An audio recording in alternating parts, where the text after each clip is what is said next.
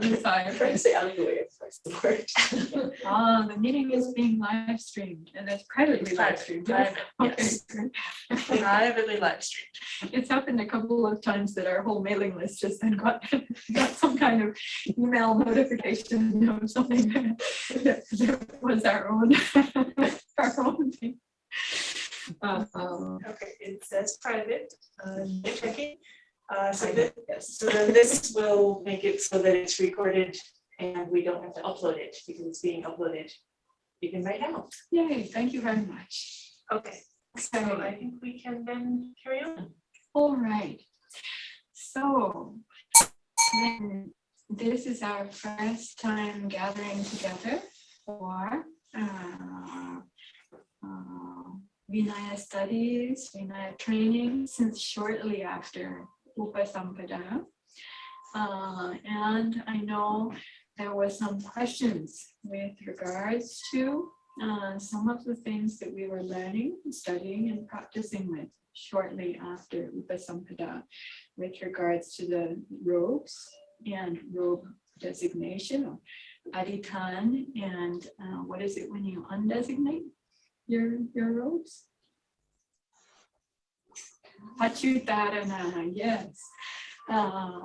So then also questions came up with regards to shared ownership, and questions came up about what about being store in charge? What about if you're the monastic store in charge in a place where there's the sangha, or what about if you're monastic store in charge in a place where there isn't sangha, and how does that work? What if you're the only bhikkhuni in the place? So a number of questions came up in this regard. That was one topic. And I went over the topics with Venerable Kachina. Let me see if I can pick them up again now. Another topic was entering Vasa. Very important one. Yes. So also about the formal entry into Vasa. And another topic was Katina, as we have Katina coming up in less than a month. Yesterday we had our first task force, Katina task force planning meeting. Yesterday, is it the wrong word? Planning meeting yesterday afternoon. And so then also preparatory study and training with regards to Katina coming up, and Pavarana, yes. So I was asking if Venerable Kachina had noted down the things that we discussed together. I was asking Seminary Tavira if they had gone onto the calendar, and she said that she put some dates on the calendar, but they didn't have things assigned to the dates yet. So that was just in my head. That was everything. Got it. Okay, so we want to get this now more than just in your head. So the idea about road season, does that kind of fall into this category? Robe season also falls into this category. Robe season is normally connected as a topic with Katina. And so let's just look then at our upcoming calendar for a moment and think about then what we would like to be studying as a priority then now and leading up to our Katina, which is planned for October 17th. I'm highlighting the word planned in what I'm saying, trying to put a little bit of extra emphasis on it, and that's just because I really recognize, as also with the ordinations, the nature of this season, fire season in California, and now we're on the transition between fire season and rain. And then it was being remarked earlier, like we had rain yesterday, but today we have red flag.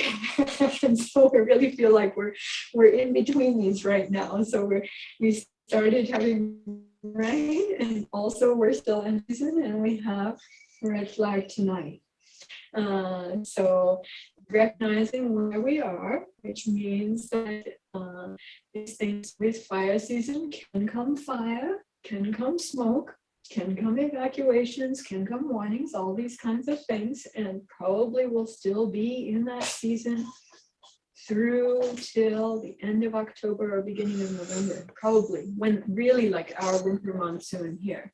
Winter rainy season will start in full. These are very fortunate preliminaries that we've had come. They're just like tail ends of what is a monsoon that's already starting to the north of us, and we're just getting like a little bit of a tail, but they got the full thing up north in Oregon and Washington state, and they got what's called real rain. Whereas we just got some drizzle. Yes, it was officially called drizzle, and some showers. So truly.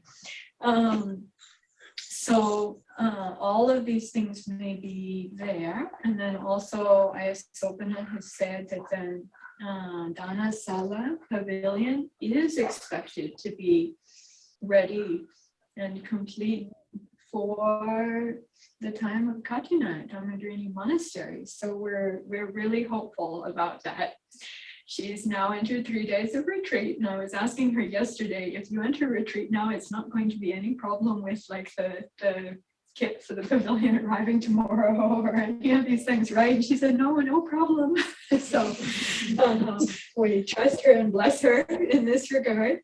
And so it's looking like we may be able to have Katina at Dharmadrini Monastery on October 17th, unless there's a lot of smoke, in which case we might not be able to, or if there were fire nearby, then we might not be able to, we might need to change plans. And here, this is just a pop quiz. If there's a Katina date and then something happens and there's the need to change plans, can you still have Katina? Or does your Katina have to be canceled and lost? This is just to assess your knowledge and studies, pre-existing knowledge and studies about Katina. It's not a trick question. It's not tricky, but it's like a knowledge assessment question. Yes, please. I would think you could reschedule. Could reschedule. In a month sometime. Yeah. So I'm hearing, and go ahead and talk louder so everyone can hear you. I don't actually know, but I would think you could reschedule as long as it's within Katina month. Within Katina month. Does that sound right to others? Do you agree or disagree? With the exception for the 6 days Disagree? allowance. Did you say agreeing or disagreeing? I Agree. am aware. Agree. Uh-huh. Yeah. And when is the Katina month? The 4 months, up until the November full moon. So yes, after the Vasa, if you've observed first Vasa, not second Vasa, but if you observe first Vasa, then the subsequent month from full moon time of your Pavarana through till the next full moon, and that's called the Katina season. If you observe second Vasa, then you're still in Vasa during that time. So then you may not receive the Katina or be like the recipient of the Katina yourself. And we'll delve into these things more. But if you've observed the first Vasa purely and properly, you haven't broken Vasa. And then if there are people who wish to offer the Katina, then there can be Katina as long as, even if you have a date set, if something happens, then I'm hearing you can reschedule as long as it's within that month. Is that right? No, hold on. You may be able to answer, but let's give someone else a chance first, please. I would say yes, but I wanted to know, is it required that there has to be 4 bhikkhunis spending together the Vasa for Great question. Such a good question. Okay, these are the kinds of questions that we want to be then going over. Let's take a look at our calendar now and see for our studies. We want to be sure to have time to study about Pavarana before Pavarana and about Katina before Katina. And so let's find the times that seem good for that. And they're both pretty big and important topics in our monastic life with regards to Vinaya training. And also Katina is also Sangha Karma. So this falls within the topic of Sangha Karmas, which we've talked a little bit about already with regards to ordination. And then pop quiz now, as we talked about this before. So we know Upasampada, Bhikkhu, Bhikkhuni Upasampada, there's Sangha Karma. How about for Samaneri Papaja? Samanera Papaja or Samaneri Papaja? Is there Sangha Karma or no?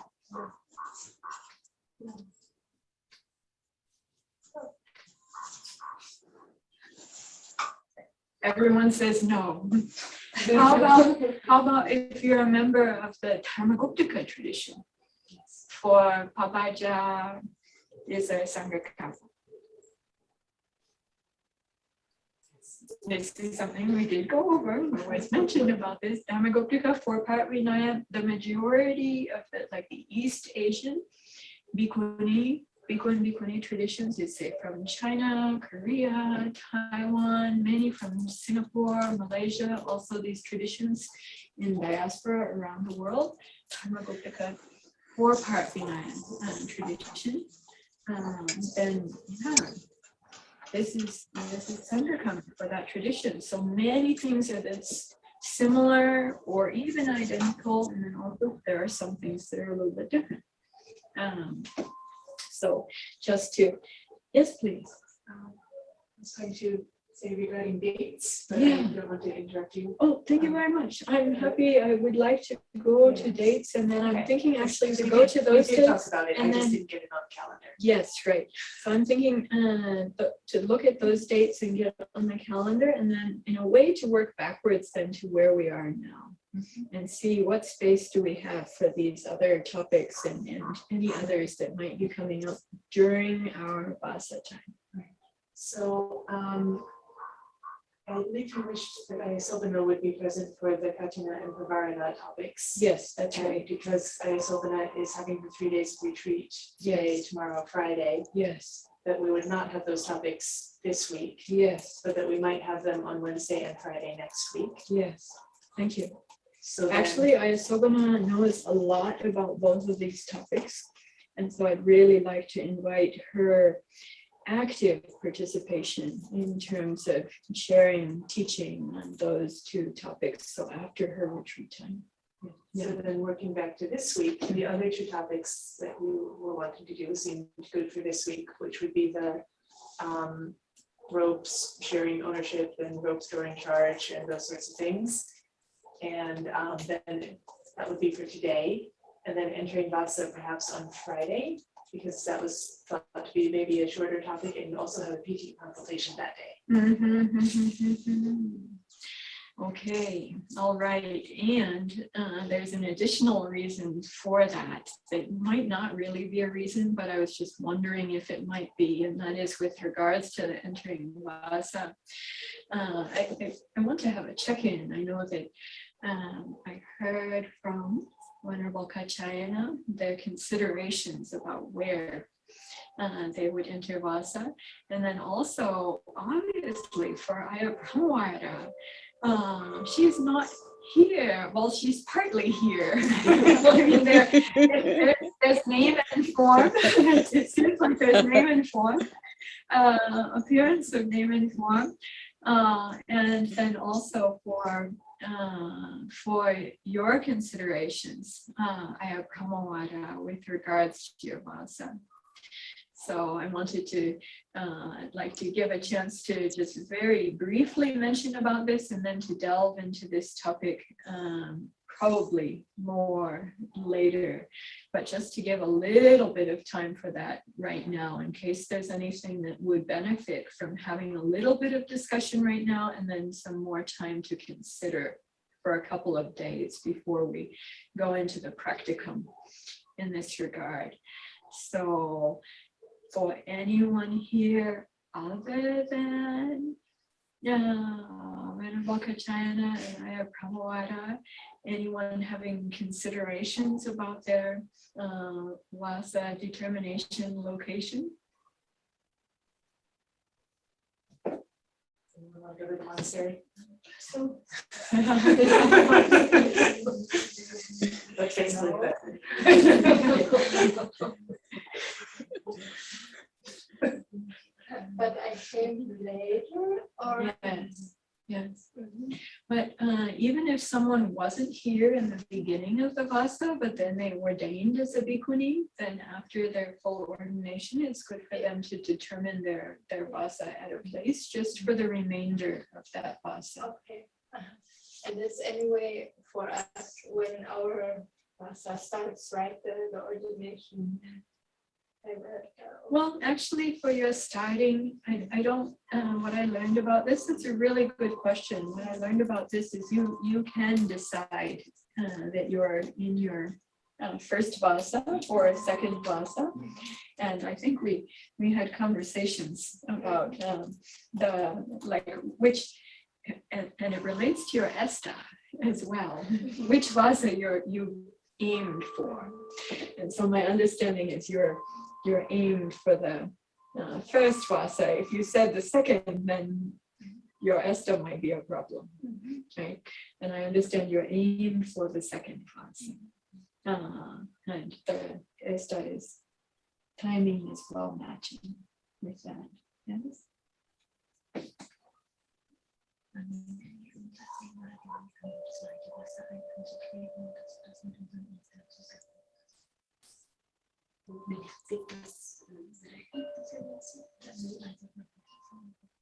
She's asking if the Vasa is counting. This is a very good question. Yeah, thank you for asking. There are commentarial traditions in this regard, and there are also, I'd say, in Theravada Buddhism, what I would like to characterize as two mainstreams in this regard. One mainstream idea, which I think is prevalent in maybe Thai, Lao, Cambodian traditions mostly, is that even if you ordain on the last day of the Vasa, then still that day you say, which Vasa? How many Vasas do you have? And the person answers 1. And then after that, then later on in the year, they ask you how many Vasas, and you still say 1. And then when you begin your next Vasa, then ask how many Vasas, then from the time you entered into your second Vasa, and you'd say, it's like saying I entered into my second Vasa. The meaning is like, I entered into my second Vasa, or how many Vasas have you had any participation in, not breaking Vasa, but participating in since you ordained, and even a part of it, then counting 1, and then from the beginning of the second one. In English, we would answer, like, to answer technically properly, you would say, I've started my second Vasa, but a simple answer then for those traditions would be, like, what number of Vasa are you now? You say 2, right? Even you're just in the first week of your second Vasa, and you only had 1 week in your first Vasa. Oh, right, so that seems funny, right? And there are other mainstream traditions in this regard. My understanding of at least some of the Sri Lankan traditions is that after you have completed 1 full Vasa, then you say 1, and after you've completed a second full Vasa, then you say 2. Now, this makes a lot of sense to at least my American mentality. Like, that seems fair, right? But just to recognize they're just different ways of counting. And in some of the other, if we do comparative Vinaya studies, and also in some of the polytext Vinaya commentaries, then even some of them get into very detailed things. It's like, are you more than halfway through? Or are you more than what part through to know what your counting should be? Some of them get into very detailed calculations. There are a variety of detailed calculations in this regard. So yes, good question. And Theravada traditions may hold this differently. If we try to understand, though, who is senior to us, because there's an occasion to do so, sometimes then you're with someone and then you ask, how many bosses do you have? And they're like, 2. And, oh, I have 2 also. When did you ordain? Right? And so then this comes to be the next question. When did you ordain? Right. And then if someone else then says, and I'm sorry, what was the date? September 19th, 2021. And then if someone else says, oh, I ordained on September 18th, then you're like, they're sitting one up from you on the line, right? So then in that case, then it may or may not boil down to the number, but sometimes you can figure out the date if you need to know this in this regard. With regards to then things like ordination and Sangha, then do you have 10 vasas or do you have 12 vasas? When would you be considered by everyone to have 10 vasas? When would you be considered by everyone to have 12 vasas? If it's something that you want to be sure that everyone is going to agree on, like for myself also, the time that I had 12 vasas then to be appointed as a Bhikkhuni preceptor for giving Bhikkhuni Upasampada, I had decided after the 12 vasas. So then to like choose the time that's like everyone would agree, that's after 12 vasas, yes? Just to make that like aiming for harmony and agreement. So there are ways, even there are various things and various standards and criteria that still we can think in a way and act in a way that can be like aiming for harmony and agreement within those various practices, ideas, and all of that for different Sangha traditions when we gather together. Yeah. So I would like to recommend that actually as much as possible. If there's some way to think and aim for like what will be acceptable and comfortable to everyone and meets their criteria as much as possible. And sometimes it seems like you try to think like that, you may not be able to think so, but it's good to try. Yes, please. So in terms of us upcoming at Katina celebrating the 10th anniversary of the Bhikkhuni ordinations for Vinaya and Sanchita, is that they will have been completed their 10th vasa, or they'll be 6 days before completing the 10th They will be 6 days before, I think. Is it right? But depending upon how it's counted. Or is that, but if, Depending is on it that how- 10 calendar years? I think that's 10 calendar years. Okay, so maybe the first, they were ordained in the middle of that first vasa? We actually discussed about this very hard. And then they asked me for my recommendation. And people had already been noticing during this last year that they were, according to Western thinking, there were quite a few people who were noticing, oh, you're coming up on 10 years. According to the majority of their supporters and friends and the way that people are thinking about time, then noticing and asking about their 10 years coming up. And so then this question was brought up and we're discussing these different criteria in this way. And the idea came up to then as we're having on what would be the Western 10-year anniversary, as it happens to be our Katina day. It's just coincidentally the same day to just acknowledge and to recognize that that's their 10-year anniversary. So in the last couple of days, and I've been in touch with Santa Chita and Ayya Nimala, and they're planning on joining us online. I think we'll be having then part of the evening Katina program online together, then acknowledging and blessing their, and we'll just say their 10-year anniversary, because from our Western standpoint, then that's what that day is called, is their 10-year anniversary. So Ayasantachita did ask if after the 10-year anniversary, if there's someone in Austria where she's met, who she really wants to consider for giving Pabaja, will it be possible to do so? And considering the various systems of counting, I told her, I think so. I give you my support to do so. This is before she left, when we were talking about it, when we were thinking about it. My thought in this regard is really just a kind of like harmonization.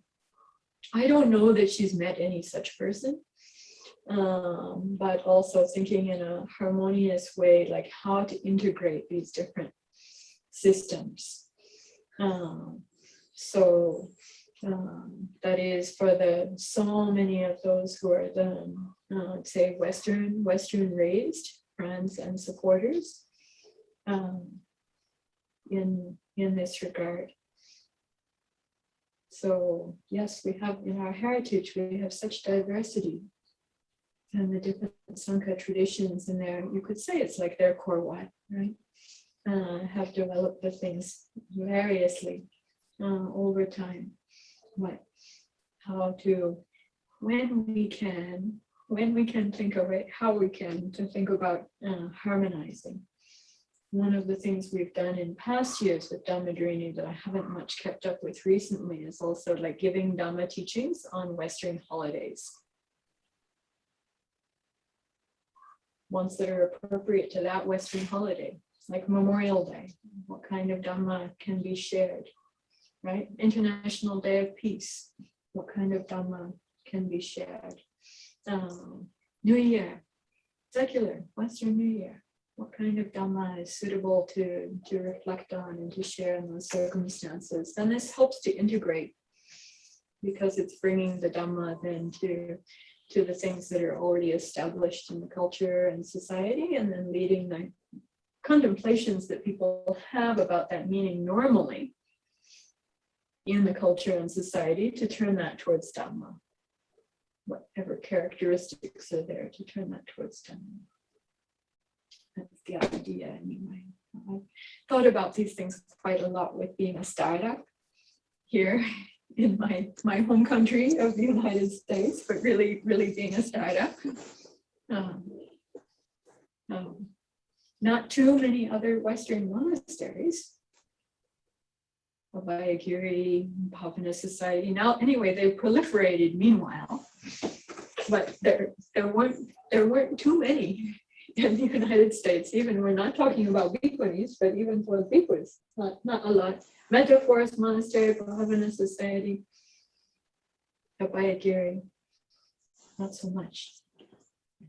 I learned these things from Ajahn Amaro. He was really, in terms of the founding and putting down roots and the cultural integration part, always giving the Dhamma reflections related to these things and how to bring the ideas and traditions together, traditional Theravada ideas and traditions with contemporary Western. Okay, so are you thinking, will it be okay then if they give Pabaja after this 10-year anniversary? Is that going to be all right? Are you wondering? Was anybody wondering? They were asking about that. Does that mean like in this coming, in the week directly afterwards when they haven't completed Vasa yet? No, here's how the details emerge, right? I'm not sure that there is such plan. As far as I know, there isn't such plan. But if it were planned, I feel like if we're acknowledging their 10-year anniversary, then anyway, I want to be respectful of their own feelings also about it. Yeah, it's a question though, isn't it? These are the things that we need to discern. Now we become empowered ourselves to make these decisions, to practice the discernment, to make these decisions ourselves. And these are the things we can think about, to think about Vinaya and what's there and consider, and then also think about the sensibilities and contemporary culture. How can we bring these things together in a way that seems like it has a coherence and integrity and some kind of clarity. The places where we can see there's potential for matching up. Good. Yes, please, more questions? Do we have a Dandadarini core watch like for our own internal community counting of process? Obviously, yes, harmonizing with whoever is asking outside, but for us. I believe that we had chosen the Sri Lankan method in this regard. We would have to check back, but I think that's my memory, and that was I think that was a conservative decision because one is earlier than the other. We were thinking things like our ordination lineage comes from Sri Lanka. Many of us have Thai and Burmese teachers and teachers from other countries who we greatly revere, but also to honor and appreciate where the ordination lineage has come to us. And these kinds of thoughts and expressions were there. And I don't mean that anyone else has to think in that kind of way. You don't necessarily. And I feel like if someone is living principally with Thai teachers and Thai community, then speaking and acting according to the Thai traditions in this regard, I feel like that's just fine. So I don't think that all the bhikkhunis who are in Thailand who've ordained in Sri Lanka necessarily need to be following the Sri Lankan way in this regard. I personally think it would be fine for them to follow the Thai way in this regard, but their choice, it's their choice. I know one community has chosen one thing to really make a point about the Sri Lankan lineage and following it, so following the Sri Lankan method. And just it's particular bhikkhunis in a community, then that's like a important point of what they're letting people know is we got this lineage from Sri Lanka and we're following the Sri Lankan things. And some other bhikkhunis community that's also quite strong and doing really well in Thailand is yes, they went out to get the lineage, but they are Thai and they're grounded in Thai culture and grounded in Thai ways. And people feel like they are really like Thai bhikkhunis, people say. Not like Thai women who are Sri Lankan bhikkhunis in Thailand. So I heard the people explain about their sensibility in these regards. And so these are things that we can discern and choices that we ourselves can make. And so I think it's good for us if we talk about satta and sattammasabhyanjanam in this regard to recognize the value of conventions and conventional things, and then to use them knowingly and try to use them skillfully and well, but not to get too deeply in our views, entangled in them in terms of identity and fabrications of identity. So if you do something like this considerately, you know it's working with conventions because people think about conventions a lot and they care about conventions, and it's a kind of expedient means, yeah? So to work with these things that are conventional, it's really important to so many people in the world, but for us also to bear the deeper Dhamma in mind and then not get our views too entangled and too attached in these things. And if we think then I'm ordained by a Sri Lankan ordination lineage, so I am this, right? Like to make a stand of I, a stand of self, that was more than conventional, more than just understanding and using the conventions. Would we be remembering and working with the satta, atta part properly and well or not?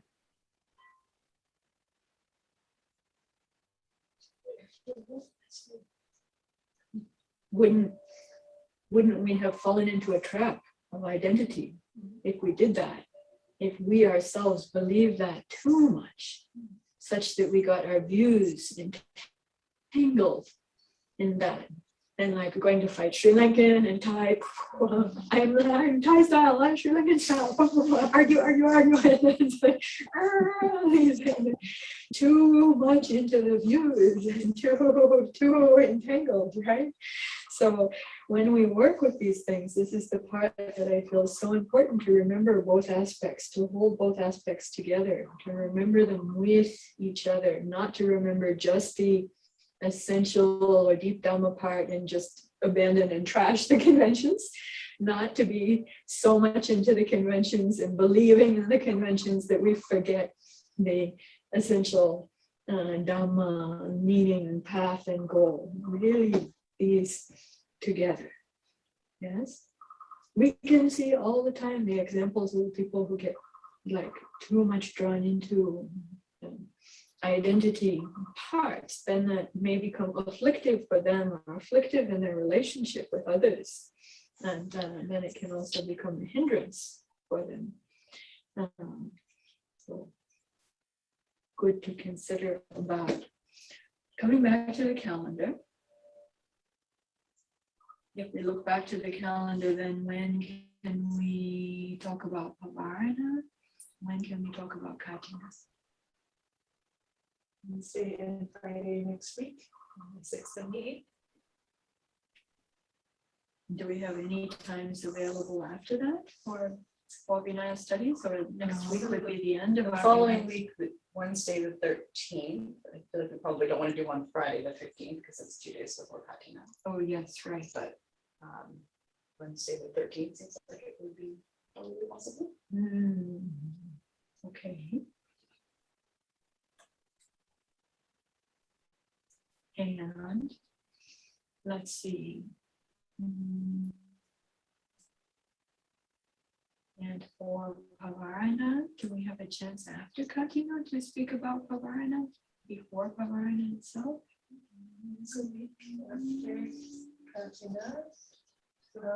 Kuni Pavarana is Wednesday the 20th. is it 21st? I think it's actually on the full moon. Yeah, I think it had been on the 21st when we thought about this. What's on the calendar is the 20th is Bhikkhuni Pavarana and the 21st is Bhikkhu Pavarana. Yes, I think that's moved back one day. When did we move it back one day? I think last week, Okay. due to when we determined the full moon to be. I think that hadn't been completely reconciled. I was noticing it wasn't reconciled. I was not aware it had become reconciled. Mhm. Okay, You might not be getting calendar I'm getting, notifications. I am, but I think I didn't. Anyway, I missed that somehow. Okay, let's come back then. Seems like we may have some time, we might have some time after Katina and before Pavarana. If we did it on Monday or Tuesday. Because Katina is Sunday and then Monday, Tuesday, and then Wednesday is Bhikkhuni Pavarana. is the Mhm. Thank you so following much. Thank you very much. So then it seems to me it's good for us to aim for those to be then on Wednesday and Friday next week. Yes? Okay, So That's good. potentially the following Wednesday also, right? We have potentially 3 more. okay, Well, So there's 2 this week, so today and Friday, yes, and then 3 after that. yes. Up to 3. Right. This is the kind of thing that I feel like I've become so contemporary westernized, like I want to see it on my screen share. But you don't have to. It's I okay. can. Oh, I'm okay. I have that capacity. I'm okay with that. And if we were to do Pavarana on the 6th and then Katina on the 8th, and then have one additional that we could, if there's other topics that come up. Sure, that sounds good. Yes, that sounds fine. Thank you. So that would be then next week. For focus on that, and then we have this time now. I'm thinking of after our initial part here now to take a break and come back together. And for this time now, then on Friday, then we plan to be talking about entering Vasa, and then today further about designations and robes, stores in charge, and the symbol. Medical stores in charge also.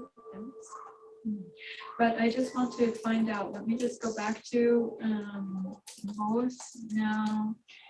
I have Kamawada and also Nava Bikunika Jayana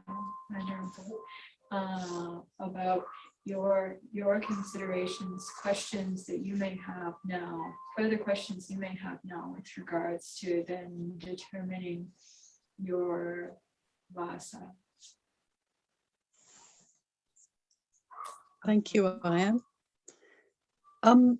Aya Tataloka, should I be determining the Vasa now here in UK, like in my parents' home? Well, yeah, this is a really good question. And I don't know whether you feel like you're able to do that or not. It's good for the place that you determine for that. If it's not our own place or our Sangha place like that, for that to be with the permission and blessings and invitation of the people whose place it is. Okay. And then also, I know you had mentioned something about perhaps being there 3 months, but I don't think you would need to be there 3 months. Even you're determining Vasa now, but still, like, you arrived with us in the first Vasa time, and I think you could just consider the first Vasa time. Okay, thank you. That's really helpful. I can do that. Okay. I mean, it would be your choice, but I think you could stick with the earlier plan as to the Vasa time. You know, you would be completing it there. Yeah. So could she either determine that she's keeping first Vasa with us, so completing October 20th, or second Vasa, which ends November, whatever it is, 15th or something? Would there be another option that would be like 3 months from when she got there? Or it's just like those are just the two options? Yeah, thank you for asking. So yeah, this is the thing. The Vasa has just traditionally just these two, the first Vasa and the second Vasa. There are those in some other communities, like for example, in Washington State, here in the United States, the Shravasti Abbey community, then they've decided, because they have snow in the winter and the summertime is really like their most important time for being able to work on projects. So they've decided that their snows time is natural for them to be closed down, and it's liquid. It's just a cold form of rain. And that's their local, that is their local precipitation season, where everything mostly becomes quiet and closes down. So they've said their Sanskrit form is Varsha. Then they've determined that their Varsha is at that time. So it's not the traditional South, it's Southeast Asian period for it, but they're using the snows period. Perhaps Pramawara could tell us more about this, but I understand for Amaravati also that they had some similar considerations, but they adopted a different tactic in a way. So also with the Vayagiri here, similarly, because of I think there's snow there, and then maybe like to have the winter retreat, but I'll tell you what I think I know, which might not be right, but just what I heard, and then you can let me know the real story.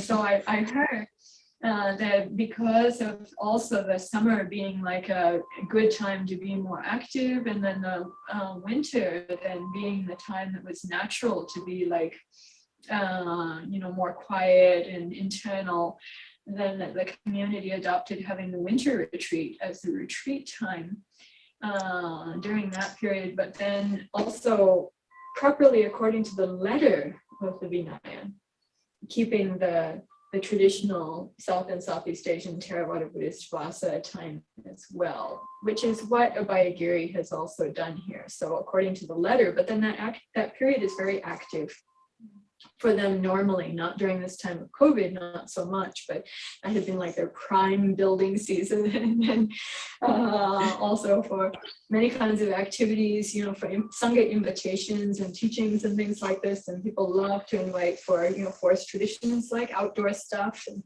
for outdoor things during that time and all of this. And let's hear from Pramawara about this. So that's two different strategies we've seen here. One is like moving the time to match the local. And for East Asian Buddhism also, they move the time to match with the local, when the local monsoon season was. So the Indian monsoon season and East Asian monsoon season are different times, since they move the whole time. But they also then have the summer monsoons, and then they have the winter retreat as well, both 3-month retreats in at least the meditation traditions in East Asia. So please go ahead.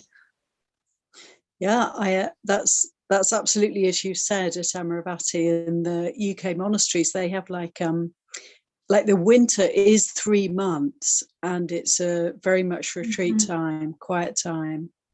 And then in the actual Vasa, there's loads going on. It's a really busy time, but we keep the Vasa so people would not, travel during that time. But they wouldn't have much retreat time because it's the summer holidays and Right, super busy time. Yeah.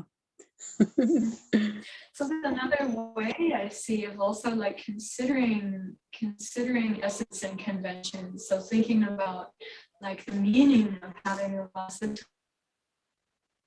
time and preserving that, plus also then preserving the letter of the conventions in terms of keeping the Vasa technically, legally, properly in the traditional time. For an international community, there's real value in matching up in those times, because for those who are moving from place to know, like everywhere around the world, those dates are the same for the Vasa can be really helpful. Please, Bancha. So I just want to talk about with Bhavana, because when I was there, and I was like, wait a second.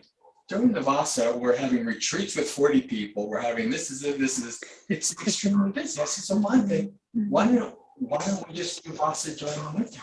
And Bhante says, Jayasara, I tried this years ago and nobody wanted to hear it. He says, maybe you in the future now as things here, maybe something can happen. But and I thought to myself, well, when I start my own place, that's what I want to do. But then I thought, well, wait a second. It's not just about. It's more about the people, right? Like the Thai people and the Sri Lankan people and the Burmese people and the Bangladeshi, whatever. They're used to that specific thing. And if I were to just flip that over, so there's the consideration of that as well. Right. That makes it complicated. Although it just makes so much logical sense that January, February, March, or something like that would be perfect for winter Vasa. Although if you go to Thailand right now, you can be experiencing the floods. 1/3 of Thailand is now flooded. And sounds like a phone. And Sri Lanka also is in there having their monsoons, and India as well. But if you go to Australia, now it's the Vasa, but for them it's winter. So they're in Australia. Then particularly the Buddhist Society of Western Australia, and then the related branches, and they just like close down just for retreat for the Vasa. So their winter retreat time and the Vasa are combined, but then the other 9 months are completely open for teaching and traveling and all activities and everything like that. So they don't have the 2 periods of the year. They just have for Australia, for Thailand, for Sri Lanka. Then they just have the 1 period, which is the Vasa. And in Australia, that is their winter retreat. The only thing that I thought about also was the one hitch is that the Buddha literally does name the actual full moons to start the Vasa. It's true, yes. So that's the only thing that I thought, he didn't do that for the Easter. Yes, but this is the thing, and for East Asia, of course, because of using a different lunar calendar, then they were, those moons are not familiar, and then trying to then like match up, okay, what are the moons that match with our local months and seasons, which they did. So sometimes I've heard people speak critically about East Asian Buddhists for having adopted a different lunar calendar in this regard for the summer and winter retreats that's not matching with South and Southeast Asian Buddhism. And I don't want to be too quick to be critical. I really appreciate the value we have in our contemporary international context, for holding common Vasa dates around the world. It has a lot of practical value. But also I feel like, it really makes sense to me. And when they started doing that, I mean, people didn't travel much during the monsoons, which for them is typhoon season. And the whole thing about the planting and flooding and all that's there. And the winter with the snow also, not much of a travel time. So spring and autumn are the time for travel and teaching. And so I feel like they kept the meaning well in this regard in the old context. So I don't want to be too critical about that. I realize there are the pluses and minuses, and I have heard the people speak critically in that regard. Like they just went off and did their own thing, and so it's like a completely different tradition and everything. But not to, I don't want to be too fast to be too critical about it. Yeah, I've heard those things so many times. But if we understand like the meaning, keeping the meaning there. And in their case, even for both the rains and for the snows in the traditional, on the traditional calendar, then that's been done, was done so faithfully. You know? But few people keep it these days. Mostly only those who are in the meditation halls will observe, will keep that, because now people travel all year long.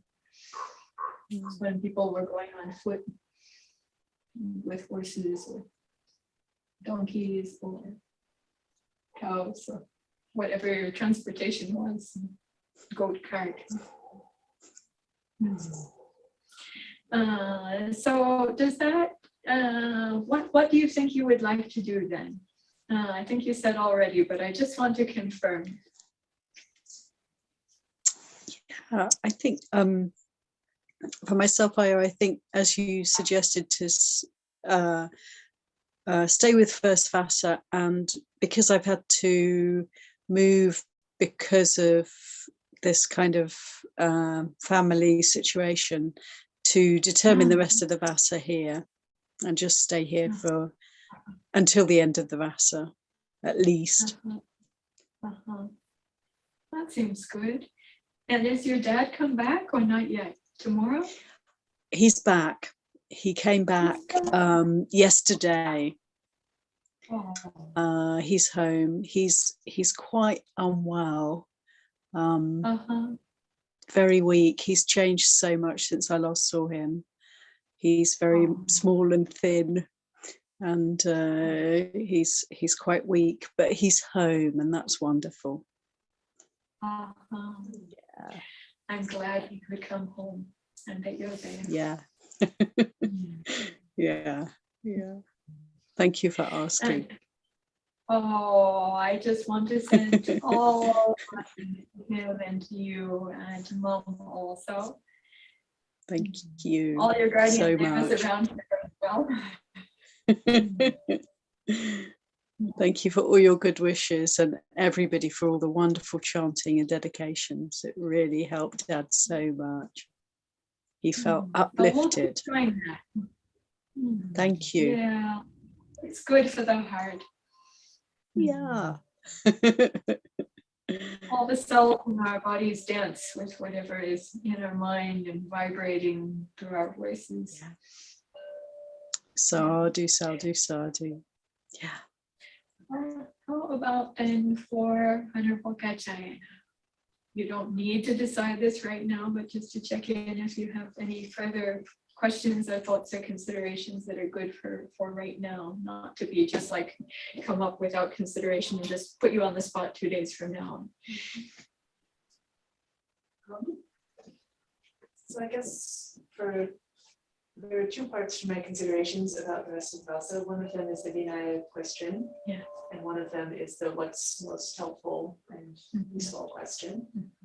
The Vinaya part, I guess it seems odd to me that I would be more than a week post ordination and then leave and determine Vasa somewhere else. Yes. I mean, as I understand it, that's not actually specified in Vinaya, that would be problematic, but it seems odd. It does seem odd, I agree. If there wasn't a special reason for it, I think in I have Kawada's case, then I feel like there's an powerful exceptional reason for that. And that's, I agree. Right, so as I understand it, it would be possible to go somewhere else and still determine Vasa there. So then there's the question of, is it more useful for me to be here or to be at the monastery? Thank you for thinking in that way. And I guess the main thing that might be more useful at the monastery is preparing for Katina. And I'm interested in community thoughts and feedback about what's good for me to do. Thank you. I think there's a lot you can do to prepare for Katina here, and then others can also join in preparing for Katina, what we can do here, and then also we can go to the monastery for helping to prepare with Katina and work on that together. That's my own thought. Some communities at the beginning of Vasa, as you may know or might not know, but some communities do it with the leadership of a particular teacher, Bante or Aya or Ajahn. Then not only will the Bhikkhu Sangha, Bhikkhus or Bhikkhuni Sangha or Bhikkhunis determine the Vasa at the beginning of the Vasa, but sometimes they invite all those who are with them, or they will only invite sometimes those who are a particular group of people who are wishing to determine the Vasa together, and then they make that commitment together. And so no one besides bhikkhus and bhikkhunis has to do that. Per Vinaya, no one else has to. And yet there are the communities and traditions where that's regularly done. So this year, I know I may not have mentioned about that explicitly enough, perhaps at the time of entering Vasa here. I know I talked about it a little bit, but not a lot. And I was really thinking about our upcoming plans and situation, and in not asking everyone who is here together at that time to determine Vasa together, and then I only. did actually determine Vasa at this monastery and hermitage, because at the time it was okay for me to do that. Yes. So I have that Vasa determination. Thank you. And I had actually suggested that to Aya Pramawada as well, is to, like, the beginning of Vasa, to determine her Vasa with Tamadrini. Recognizing there were the two places, we would see what seemed to be the best place to be. But because of not being able to come earlier with the ESTA situation, otherwise normally we would ask those who are coming, hadn't been with us before, to come earlier on and to see how things were, and then to see where is the right place for them to determine their Vasa. But because of ESTA, there's just 90 days. So that's why. So I was thinking about these things when we're entering Vasa this year. Of course, for myself, also for Bante, then we needed to determine our Vasa on that day somewhere to decide that. I'll just tell you in this regard that Tamadrini considered several years ago whether we wish to have both the monastery and the hermitage. And this is actually from the first year that the monastery property was obtained by Damadrini Support Foundation, then whether we wish to have them be within one sima, one samana samvasa sima. Then we investigated, because when you're reading about the simas in the Kandakas, then you find mention of the old big Rajagaha, Rajgriha, Sima. And now it's like the mountains around, and then the whole area, all one Samana Samvasa Sima, and then every fortnight, then all the monastics who were all around in that whole area of Rajagaha. I don't know how many of you may have been there before. Katyayana, Venerable Katyayana has been to Rajagaha. And what's it like there? That seemed like a suitable situation. But then they would gather together then for the Uposatha there. And so it was one big Samana Samvasa Sima. So then we checked what is the size of the big old Rajagaha Sima. And then we checked what is the distance between our hermitage and our monastery? And we found from Sonoma Mountain on that side here to Little Black Mountain is like just within the size of the Rajagaha Sima. This is the kind of fun you can have with Vinaya. We could do it. But then the question came up, what about the places of the bhikkhus? Would it be intersecting any bhikkhus simas? Because simas cannot intersect one another. And if a sima has been established by a sangha in one place, then some other sangha cannot establish a sima that's intersecting or overlapping that other sima. So then we checked on where are the bhikkhus and where are their simas, and we found, oh, there's a way that we can draw it. Then it won't be intersecting with any bhikkhus other sima. So, like maybe 2 thumbs up, right? That we can do it.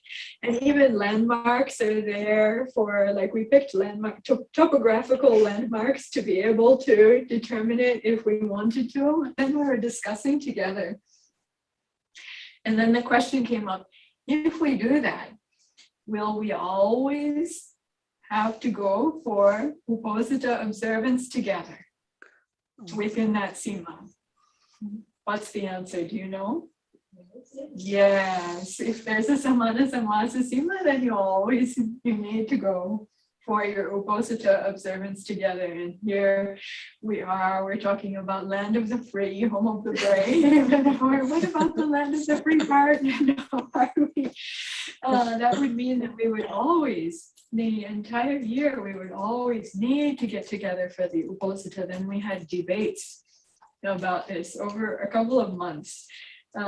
Considering about this. And on the plus side, sense of being one communion can be strong. On the minus side, sometimes not easy to have drivers and get back and forth. We weren't even thinking about pandemic at that time.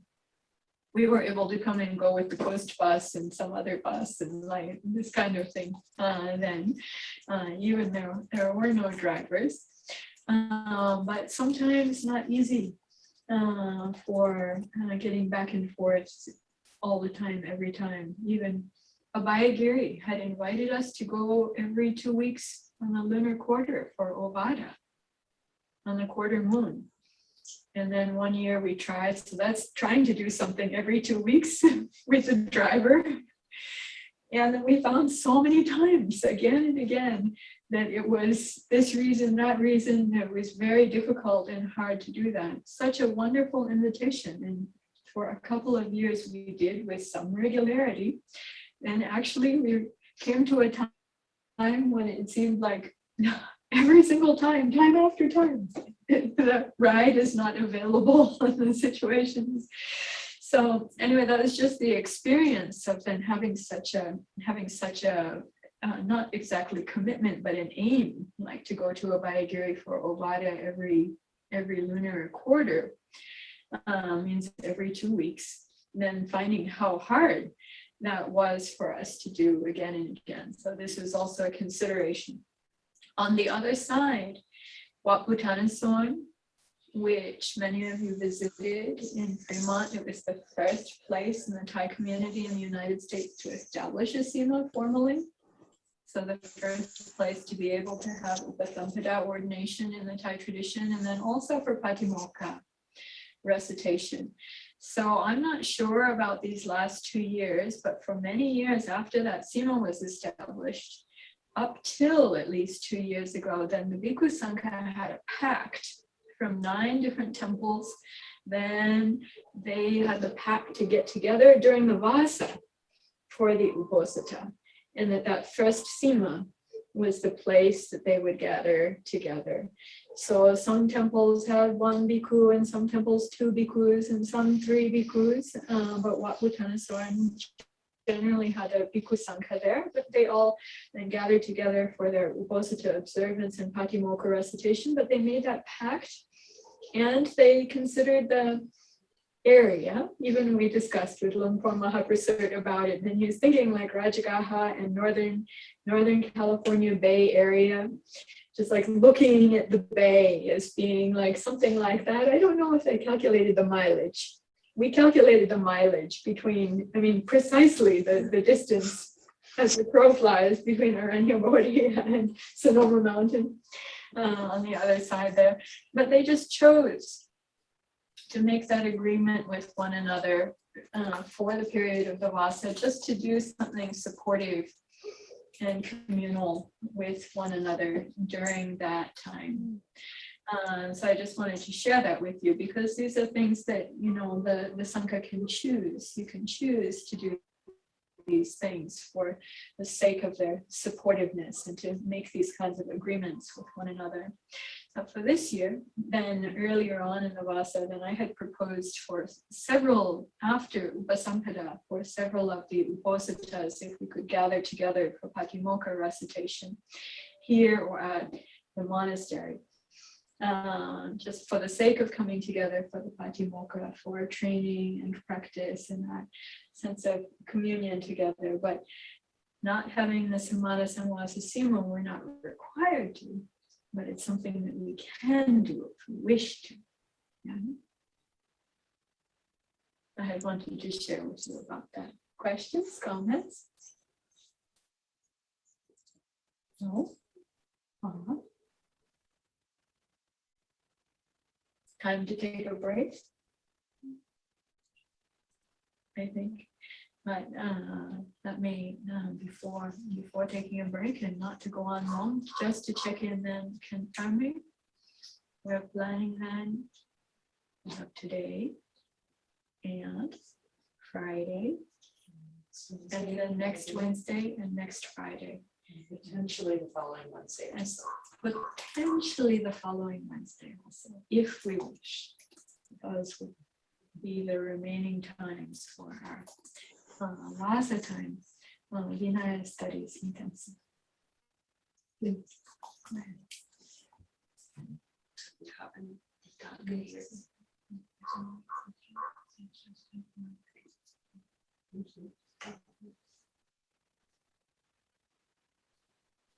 Good. Okay, so let's take like 10 minutes or 15 minutes. So come back at 4:10. For how many minutes? That would be 13 minutes. 13 minutes, come back at 4:10. Okay, let's take a break now for 13 minutes and come back at 4:10.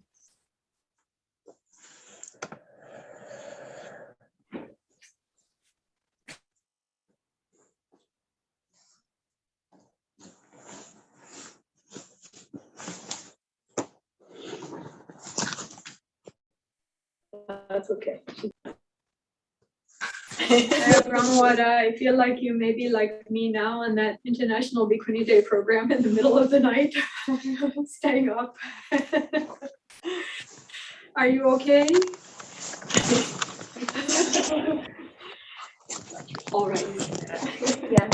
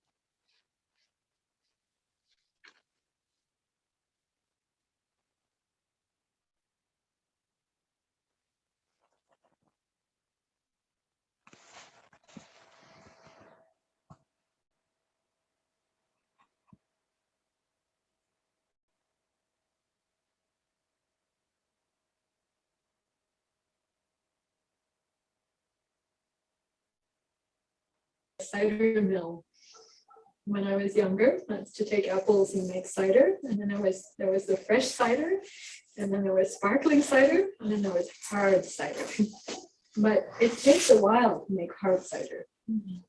Yeah, the hard cider is alcoholic. Fresh cider, not. Even the sparkling, it started to ferment, but it's not alcohol. But later on, the hard cider is alcoholic. And also today for lunch, I had kimchi. It's fermented, it was sparkling, and not alcohol.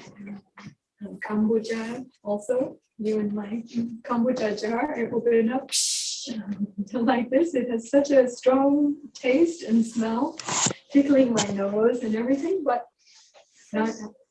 There's trace amounts of alcohol in kombucha usually. Okay, but not intoxicating. Yeah, generally not, but they started charging you to buy it. They started carding to buy In some kombucha? places. Oh, I didn't realize. I have never been carded by kombucha. Right, and I really don't think anyone's gonna get drunk off with kombucha, but there are Okay. trace amounts of alcohol in it. Mhm. And how about anybody felt drunk from watermelon juice smoothie today? Intoxicated? Anyone intoxicated? I know it tasted fermented, yes, because the fruit was fermented, but did anyone feel intoxicated? I was saying if you're taking something and you feel intoxicated when you've had a swallow of that, or you feel intoxicated when you've had 2 swallows, then stop taking it. Yes. And don't worry so much about the donor at that time, because if people make monastics accidentally or intentionally make monastics do things to break their precepts, then it's not good merit for them. But if you care, they care about their merit, and you care about their merit as well as your own virtue, then better don't be pushed into taking intoxicants by donors. Or if they make you do something that's not according to your precepts, then it's not going to be good merit for them. Do you think it would be?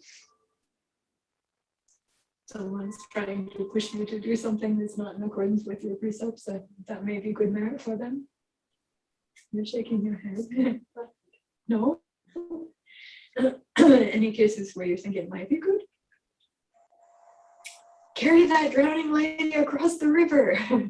But we already decided that actually it's not actually breaking his precepts.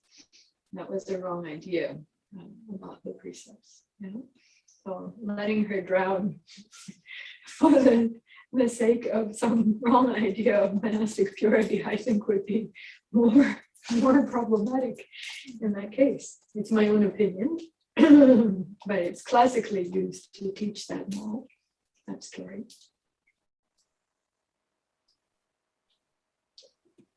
So I don't know about the contents of my smoothie.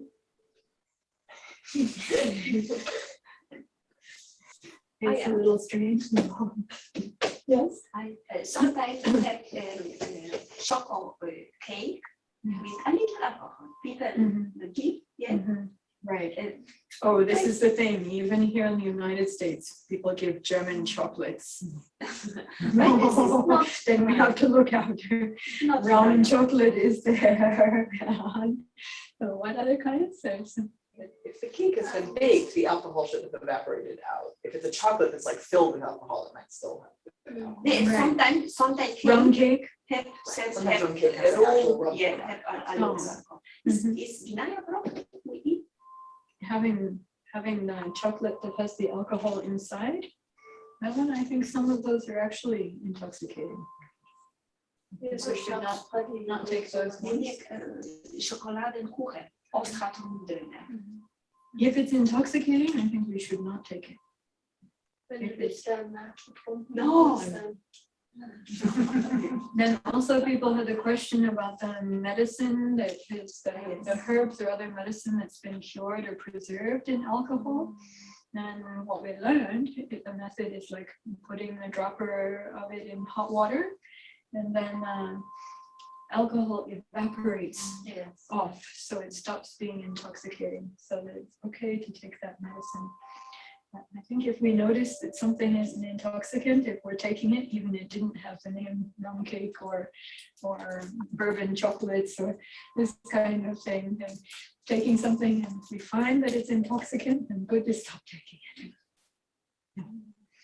If we take more after we cognize this substance is intoxicating, then it becomes a Vinaya. Also wenn wir merken, dass da was drin ist, dann sollten wir aufhören und wenn wir dann trotzdem weitermachen, dann ist es eigentlich. We especially say about the German chocolates. Yeah, I see sometimes people he after Vinaya, Mhm. he everything he after he broken Vinaya. Mm. I think in cake, Mhm. so little alcohol. Mhm. This is not. I think there are some things that may have very, very little, not enough to intoxicate. But if it's enough to intoxicate, better not take it. Ich meine, wenn Leute spenden, ja, wie man sich verhält. Wenn es Also Lunch wenn du merkst, da ist genug drin, dass es dich dass das beeinflusst. beeinflusst. Genau, irgendwie, dann sollst du es auf jeden Fall. Mhm. And also it's good for us to train people in this regard. If we think about then we fully ordained, and then even like says who saw from Germany, from Berlin, and she saw online about ordination, those from Germany, and then she's inspired. She says 20 years old, she wants to come and become a bhikkhuni, wants to come to America from Berlin, right? And it happens like this, and people get inspired and interested, and then responsibility comes to us then to be sharing the Buddha's Dhamma and Vinaya teaching. And so to be training the people, to be instructing them if they don't know. Sometimes people like to play around also. Then there's the situation here in the United States. I heard various stories in this regard. Then there are those who think celibacy is a disease. Even it says in the physician's desk reference, PDR, then Dr. Kaiser then took it down, opened it up, and look, it says celibacy is a disease. That means a pathology. It says, and like want to try to cure, send you for counseling and cure you from your celibacy pathology. And they said, yes, they're there. Then also then like City of 10,000 Buddhas, then they have the large Bhikkhuni cloister is there that has the walls. Also a wall around it. Then the local high school, we went to Talmaj, we went by Talmaj, they're going to a Bayagiri monastery. Then the kids, high school kids, especially the high school boys, then they have the prank night. Then they went to drink some alcohol, and then they went to like put their climbing gear to go over the wall and break into the Bhikkhuni's cloister. They're doing as not to be really badly violent, but as a kind of joke. but because they don't have so much respect for the celibacy, and then for them it's like they're fun to be like they're breaking in, and then bikinis are like in their sleeping places and things, and then the teenage boys are broken in with their climbing gear and this kind of stuff, and they're having fun, right? But we can let people know that doing various kinds of things, they might think it's fun to try to get monastics to break their precepts or to not respect the precepts or to just like the Talmage high school boys or like dramatizing. They're not doing this to everybody. They're doing it because it's nuns. And so then they think that's funny to do that, right? So I heard the stories of the cases of people also, then they took it just as a challenge. Even when we had monastic interreligious dialogue, then it's between the Buddhists and the Catholic monastics. And then we discussed many kinds of things together. And then some of the Catholic monastics mentioned this kind of syndrome, because then if the Catholic priest has pledged himself to God, then the lady may think that if she can, it's like a deep psychological underlying kind of thing, if she can turn him and he becomes attracted to her, then there's something that makes her feel she's more important than God. And this is like just an enormous kind of something super, super special ego boost. So then I also saw with regards to nuns and some men, sometimes then also even discussion came up about it afterwards. Then they felt like she's like dedicated to the Dhamma. But if he can convince her, then it's like he's more powerful and more attractive than the Buddha.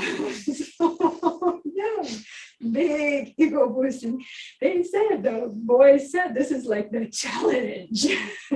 So, when people think about all these kinds of amazing things, right? But how to then keep our own discipline well, and also think about being in the role of like instructing and guiding and training and educating the people. So it's good to have Pindapat mentality.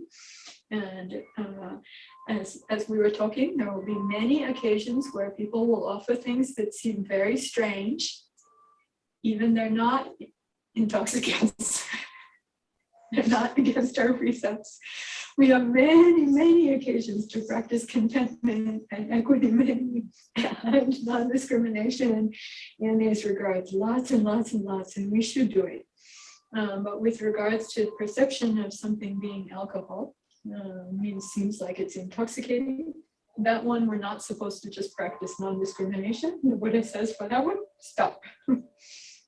And with regards to the people who are trying to make themselves better than God or the Buddha, for like the greatest kind of ego, fantastic ego thing that the human being can imagine, to be better than God, more attractive than God or the Buddha. And also, we think compassionately about them, we can stop them from that. If we see someone who's like going to go run off over the cliff because they don't understand what they're doing, then like, stop. Don't do that. Your human life is precious. Your worth is better than that, more than that. Now, look, listen. Right? We can try. They may or may not listen, but anyway, out of compassion, we can try.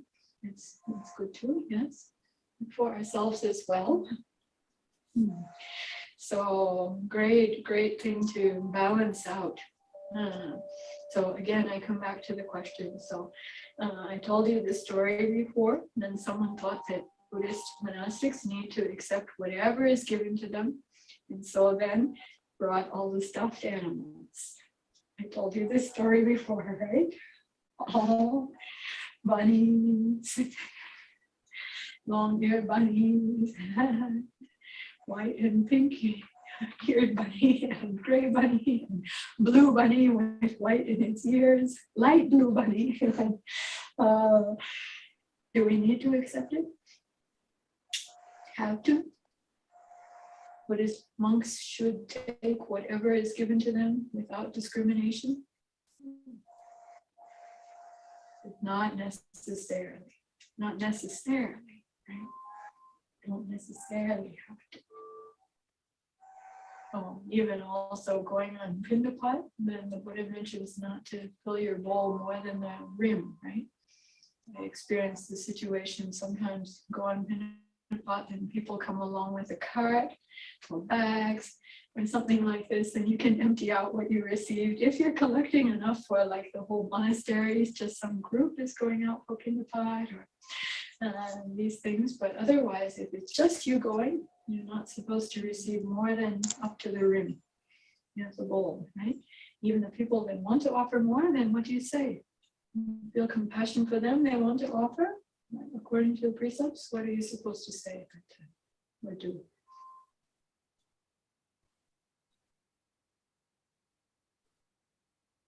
Yeah? No, somehow.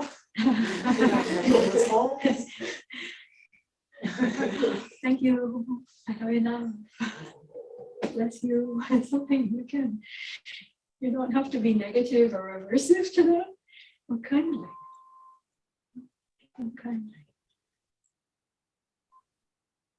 So, coming back then, this is just from our break time discussion. This came up. Then other interesting, dynamic, contemporary Vinaya things have also come up meanwhile. They're preparing another Bhikkhuni ordination in Spartanburg, Carolinas. Trying to understand about the Sima. Discussing about this. Ordination is planned for October 1st. The Sima is unknown. But we don't need to get into that part right now. We can talk about this later. So coming back to now, I'm wondering actually with regards to the Vasa and the entering the Vasa, if we might actually be ready to go ahead with this part now, perhaps. How do you feel about it? Do you feel like you need more time for consideration? So we already talked a lot about Vasa, so it's the best to cover that today instead of doing it. That's what I was thinking, is that it might be suitable, if we were ready, that we could go over that part today. Do you have your robes all with you? Aya Brahmawada, do you have your robes all with you? I do, yeah. I can't hear you.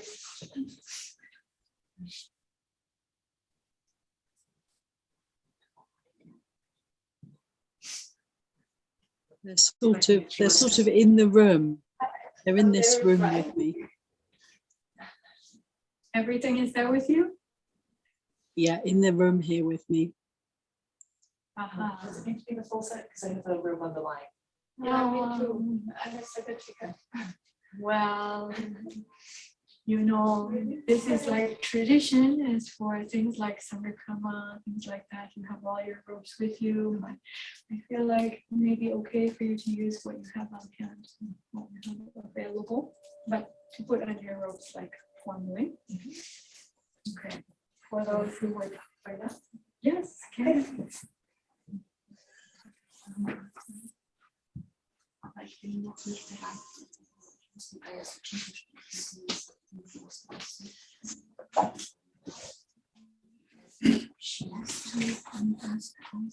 she's not ready because she's somehow considering the monastery in Germany. The way support is going to also be support you staying complete. Maybe the duties of the ministry would need, so she would need to go on it. That's why she has to ask to talk to ISO. I see. Okay. Can we leave that? Wait till Friday and do together? I think we, I didn't know about talking about this subject, but we arranged for speaking this past at 1 p.m.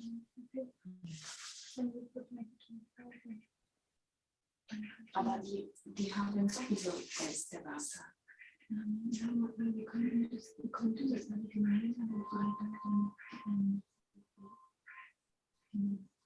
Und was erzählt ihr, also das, was wir jetzt machen, ist ab der Ordination, dass wir ab da quasi unseren Wasserlings geben. We wish if possible for high circumstances with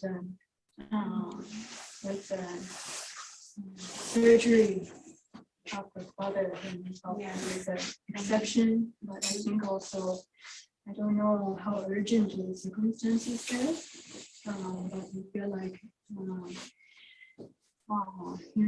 people feel like special exception for her with regards to her father. But if both of you were to be leaving so soon after the Bhikkhuni ordination, I think there are those who might feel not so well about that, like doubtful and are we managing well with keeping you for time for basic training and these kinds of things. Normally, if the ordinations are like come and go, then it's not during the Vasa.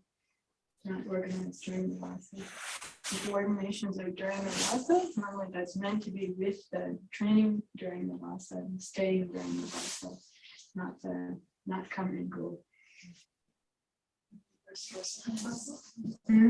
This should be first Vasa, so we're thinking of something could enter for remainder of first Vasa. That might be possible.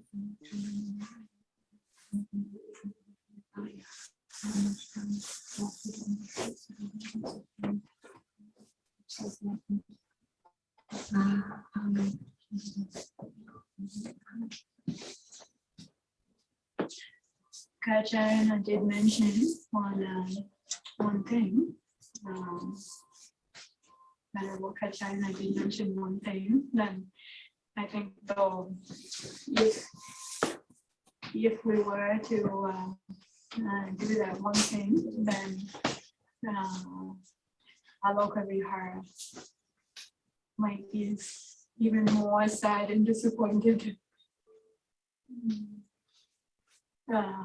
So Kacharana mentioned what if she were to be then the determination just for the remainder of first Vasa is what Venerable Kacharana mentioned, which would be allowing to return 1 month earlier. And then I just thought about the invitation that we received from Aloka Vihara for their Katina. So shortly after the ordination, and then they invited all, and they didn't know about the ESTA and like needing to be leaving for Ajahn Pamawara needing to be going suddenly, and then for you for the ESTA, then you won't be able to join for the Katina also. I know. And also it looks like the COVID situation may be starting to improve in our local area. On September 23rd, they announced it's too soon to say, but it seems like maybe starting to improve. So I'm doubtful I don't think they're going to make you stay in country 30 days longer after the ESTA because COVID is so bad. And I don't want to wish like that either.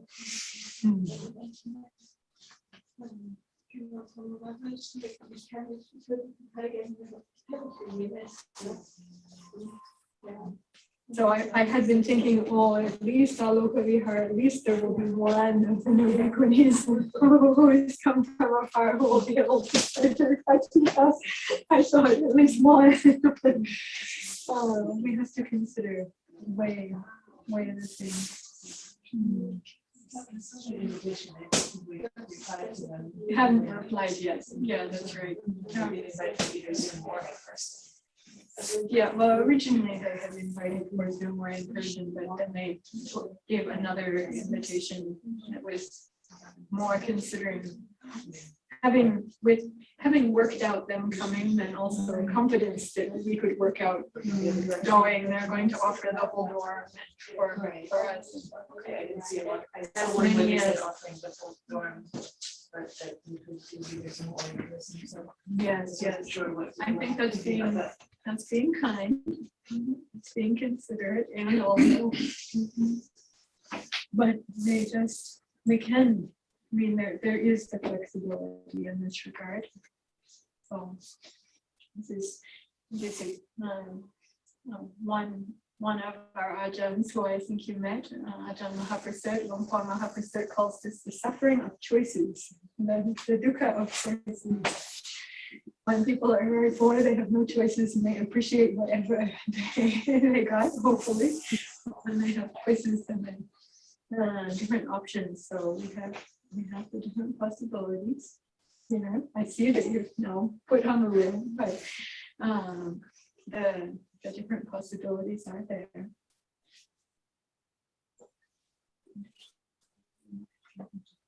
Just wait till speaking of this.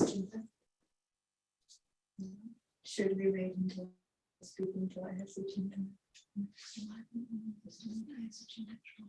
That may happen, yes. Okay, no, she decided. Oh. And till the end of first pasa or the end of second pasa?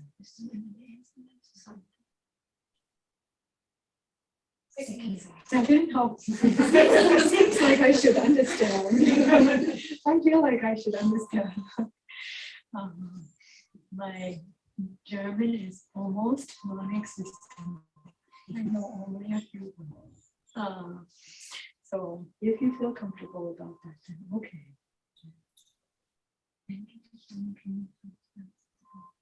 Comfortable enough. Ja, I understand. Viele Informationen und so verschiedene Möglichkeiten. Und das Wasser zählt nicht. Und da habe ich gedacht, dann ist es bei dem Monastery in Deutschland, die ist jetzt leer und auch für die Leute und so, das ist auch schwierige Zeit jetzt. Und dann habe ich gedacht, das bespreche ich das erstmal mit der Suchinta. Aber jetzt habe ich verstanden, die Anamedita hat mir erklärt, dass das nicht so schön ist, wenn ich dann weg bin. Deswegen dann, ich bleibe sehr gerne.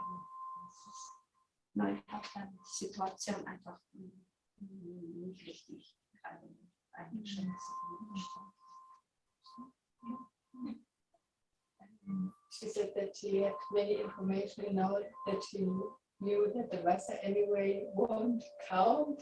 She said, oh, the monastery in Germany is abandoned, there's no one there, and you have to feel alone. And that's why she thought it might be good to return earlier. But now she also sees your point, and there are locally nuns that would be happy to have her here still. And now she has like a bigger picture of the thing, and the pater considered that she could exist. Okay, thank you very much for considering. I appreciate that. I'm sorry, ich kriege diese ganze Gespräch nicht mit. She's sorry that she don't get everything of the conversation, and then she just says the parts of it and makes her conclusions. Oh, it's okay. It's okay. Thank you very much for saying that, for mentioning that.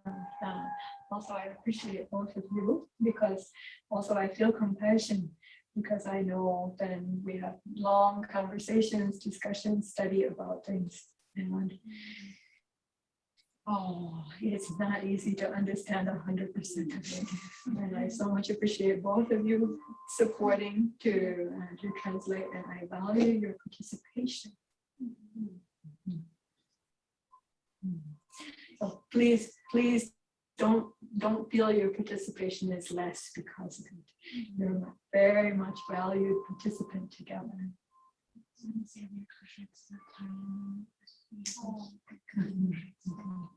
And I think whether it's our Katina donors for the Katina, and also I think, oh, they might be so sad.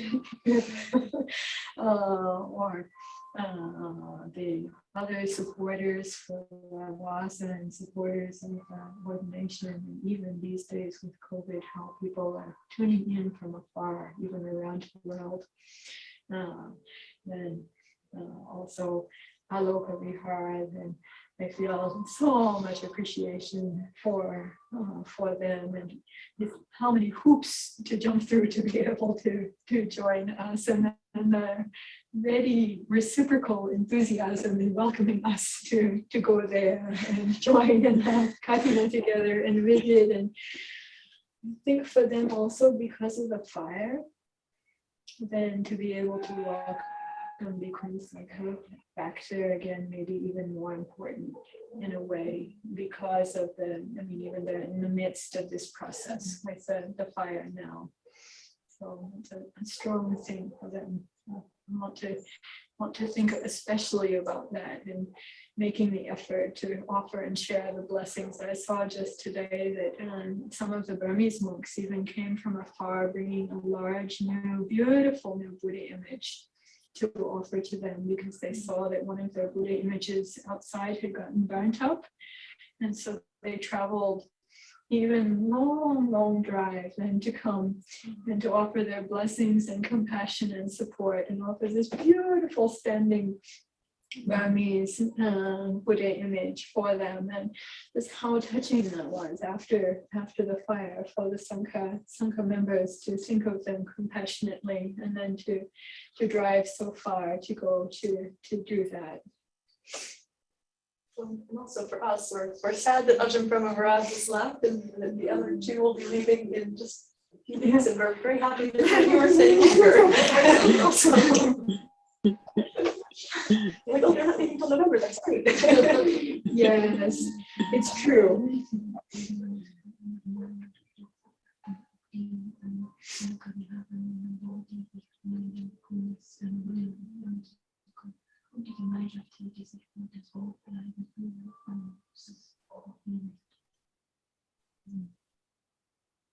Even I want to think about when we go, what can we offer?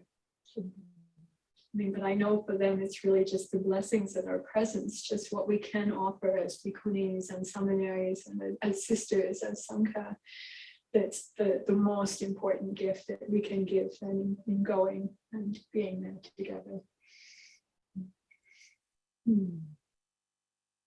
Did you want to say something, Pramawada? No, I just really echo your sentiments, Aya. And I feel, they've been through so much, the Aloka nuns. It's really wonderful to hear about the monks supporting them with that beautiful dana of the Buddha Rupa. Yeah. And also if they can have people coming for their katina, that will be so good. It's just wonderful they're back there now, repairing and settling back in.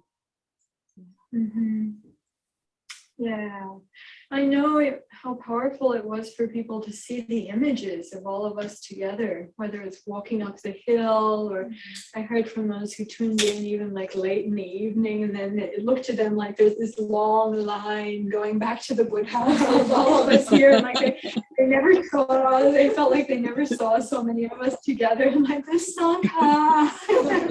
Just having such a strong response to that, and that's something for our participation. I know for Aloka Vihar, then last year they had 5 bhikkhunis, and I know what it's like to have 5 and then go down to 3 and like this, and just how that feels.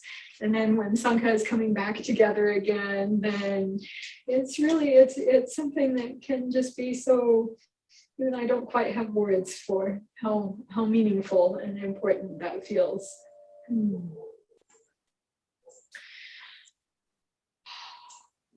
Let's come back to Vasa entry again. And then finding Vasa entry. Actually, I had wanted to ask for the map. Yes, please. So here's the thing. Here now, And when I entered Vasa, then I determined what is my Vasa boundary. What is the boundary of my Vasa? Vasa. One Vasa first. Vasa, V-A-S-S-A.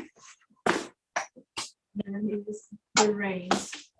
The other avasa is dwelling. Even for Thai or Cambodian, Wat, Thai, often spelled in English W-A-T, and this is a Thai pronunciation, and then Romanized Thai spelling of avasa. Right. Then for Khmer, Cambodian, and also they often spell in English V-A-T-T. Actually, it's the same, but why one W-A-T, one V-A-T-T? But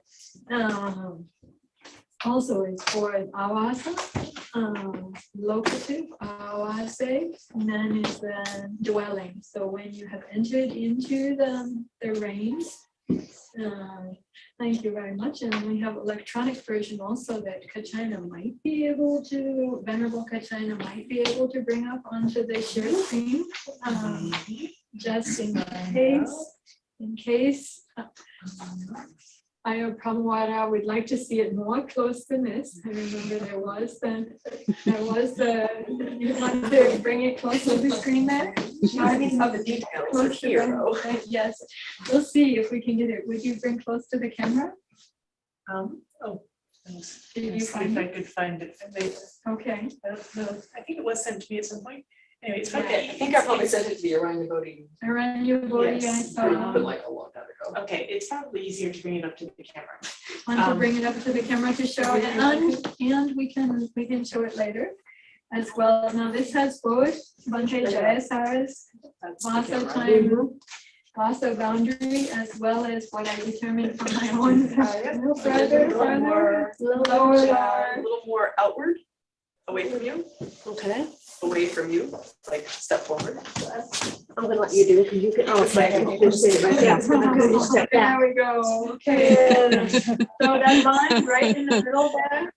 The line right in the middle is the road going up. Going up the hill. And so you can see, this is my drawing, and I'm not known for being great for such technical drawings. It's also reverse. And so then this has the road going up the hill and also shows where the saddle is, and then the ridge road, and then coming down to our commons area. And then also even it shows going down to the Russian Gulch and the ocean. Can you show where the ocean is on there? Ocean is here. Okay. Is it still visible? Yes. Okay. Yes. Yes. Ocean and Russian Gulch. So it's actually a boundary that we used previously, that myself and Ayasubijana had decided on previously, and even in previous years, and also with Ayasopana, which includes really almost as much of this land as possible, so that it's possible to be roaming around the land and even going down to the Russian Gulch and out to the ocean without leaving my Vasa time boundary. But if I, and Jill and the Land Sisters have given their blessings and permission to go roaming, not in their personal spaces, but to go roaming freely on the Dharma Creek side. And it's possible to walk out the creek, out to the ocean, or walk down to the confluence and then walk out to the ocean from there. So it's only with going out the road and turning left into Muni's Ranches, which is absolutely not this property and is the property of another community, or going out to the highway and turning left on the highway, leaving the shared commons area of access, then I'm leaving my Vasa time boundary. So it was made big in this regard, but I think, did I not include I think I didn't include your campsite area. Right. I kept that separate, right? I did not. Is it possible that I didn't bring my reading glasses? Oh, I did. So I'm just sharing this because I have myself already determined this Vasa boundary here. And if we were all determining our Vasa at the same time for a Bhikkhunis community here, then normally we would discuss and we would agree upon that boundary together. Sometimes walking around, in this case, I drew on a map, and I'm pointing out on the map where the various landmarks are on this Vasa boundary, and doing that then before entering the Vasa. So that's called a pointing out then of whatever the marks, the points of demarcation are for the Vasa time boundary. And your Vasa time boundary can be very small, or it can be significantly larger. But still it should be determined what that area is and decided upon. And then you should be there at dawn every single day, unless you have an allowable reason. When we were discussing before this word anujanami bhikkhave. What does anujanami mean? In this case, this is normally the Buddha speaking. Anujanami bhikkhave. Because I allow. Yes. Anujanami bhikkhave. Because I allow, not that. And then, so if we were to find we wanted to find in the text then all the things that the Buddha allowed or recommended for us during the Vasa, then again, let's come back to this. We talked about it before, but now quick quiz coming back to it. Where will we find that in the text? Let's go to the books first. Where are you going to find that in the books here? Anyone and everyone is welcome to come forward and see if you can find books where you especially, but not only, but especially new Bhikkhunis, welcome to see. I think there are, how many books are here where we'll be able to learn about the Vasa on the table, in the center of the table here?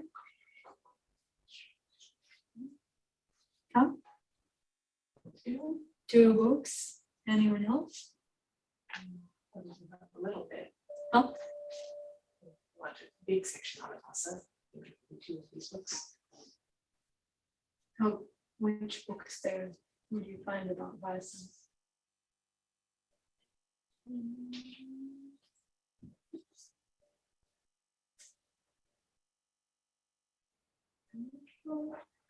Okay.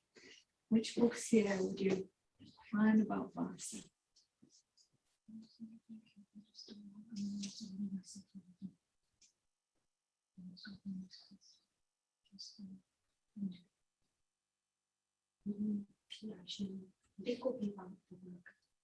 Bhikkhu Vibhanga. Possibility. Mahavibhanga. Maybe. Yes. Please. It's just Mahavaga and BMC2. Mahavaga, this is Kandakas. Mahavaga, first book of the Kandakas, and BMC2. Okay, show us.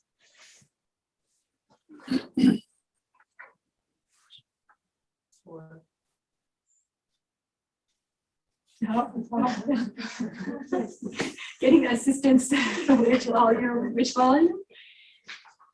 Which volume was it? 4. Volume 4, Mahavaga. The Reins, page 183. Again, please, louder. The Reins, page 183. The Reins, page 183. Okay. And then BMC2, would someone else like to go ahead and take BMC2 and see if you find it there.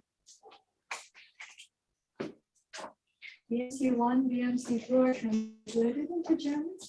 No, unfortunately not. Really? Oh, I'm so surprised. Oh. I had just heard anecdotally that it had been translated into several different languages. But not German. That's such a surprise. I thought German Sangha is like very like knowledgeable about Vinaya. Maybe because everyone knows English well. Yes. Chapter 11, rains residence. Chapter 11, Rain's Residence in BMC 2. Okay, and who would like to find it online? The computer that's on The one with the computer? Oh. So we give the computer to someone else for them to be able to find it? Where are you going to find it? I already opened it earlier. Are you already open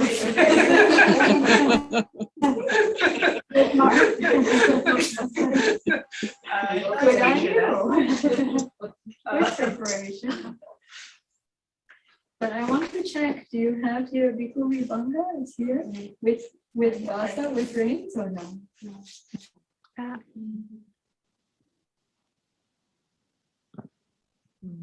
There might be something about Vasa.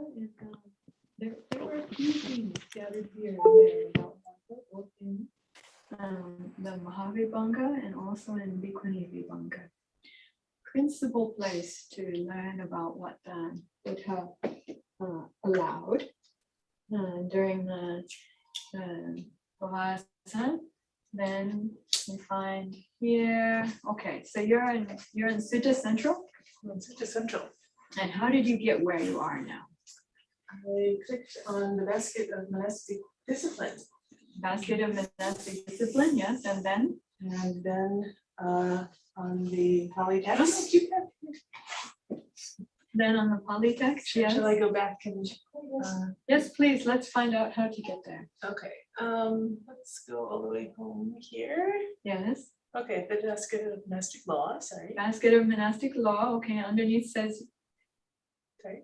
And monastic law of the Theravada. You're going so fast. We want to see the Pali also. Yes. So I went back so you could. Let's hear you pronounce that. Vinaya Pitaka. Very much. That's with the tur.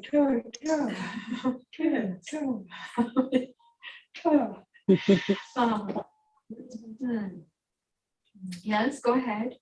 Sorry, I'm also being distracted by our camera issue at the moment. But we hope for this. No, the camera has gotten unplugged.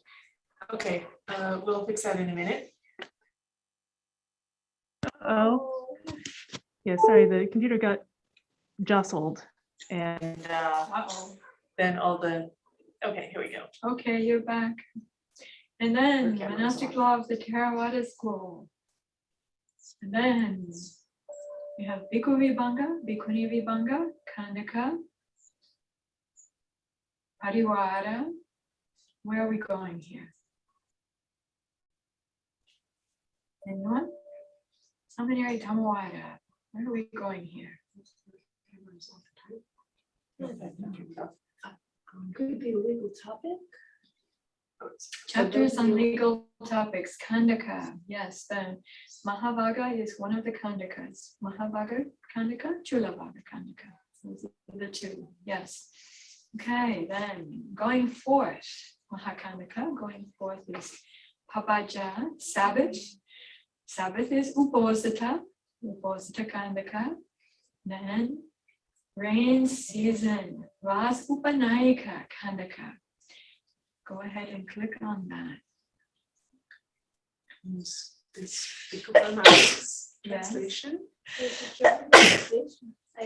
There's German translation there, yeah.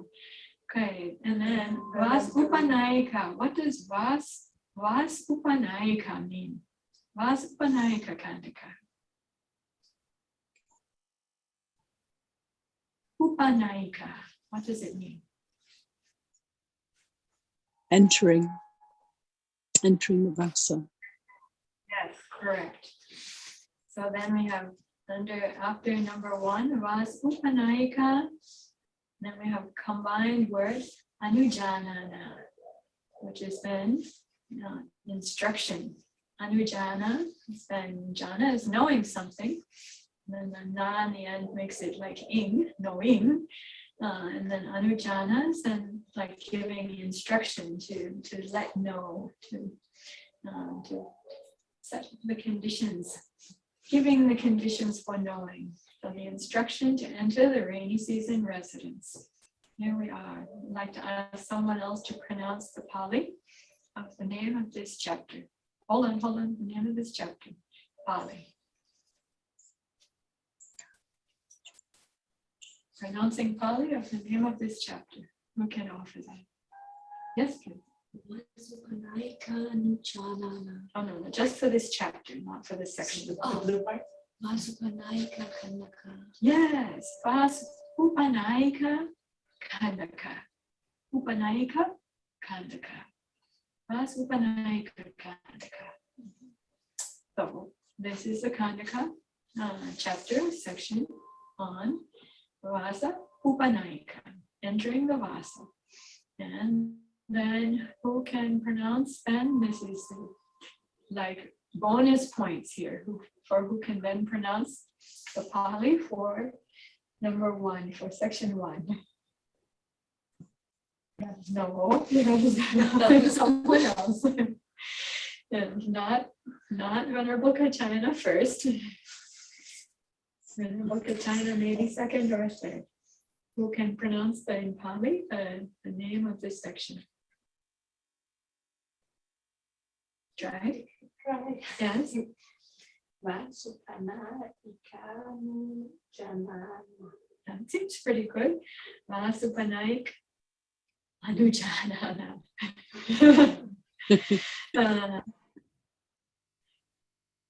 Vasupanaik Anujanana. Like to hear from Kachina now? Venerable Kachina, please. Vasupanaika Janana. One more time. Vasupanaika Janana. Yes, good. So then we have the possibility to view in this way with Pali and English together, which is quite nice. So we can scroll down here and we can see then the foundation story. And the monks were wandering around all the time. Then people complained and criticized. How can the Shakya ascetics, this is Samana, Shakyaputya, how can they be wandering around all these different seasons, trampling down this would be like the fresh green herbs, destroying many small creatures, and then other ascetics also settled down for the rainy season, for the Vasa. It says even the birds make a nest and settle down for the Vasa, but not the Shakyaputta Samanas. And so the monks heard the complaints of the people and told the Buddha. Then soon afterwards, the Buddha gave a teaching and addressed the monks. Adako Bhagava etasmin nidane etasmin prakarane dhamming katang katwa piku amantesi. You should enter the rainy season residence. Anujanami bhikkhave vasam upagantundi. Here it's translated differently. Rather than I allow you, O monks, to enter into the Vasa, here it says you should enter the rainy season residence.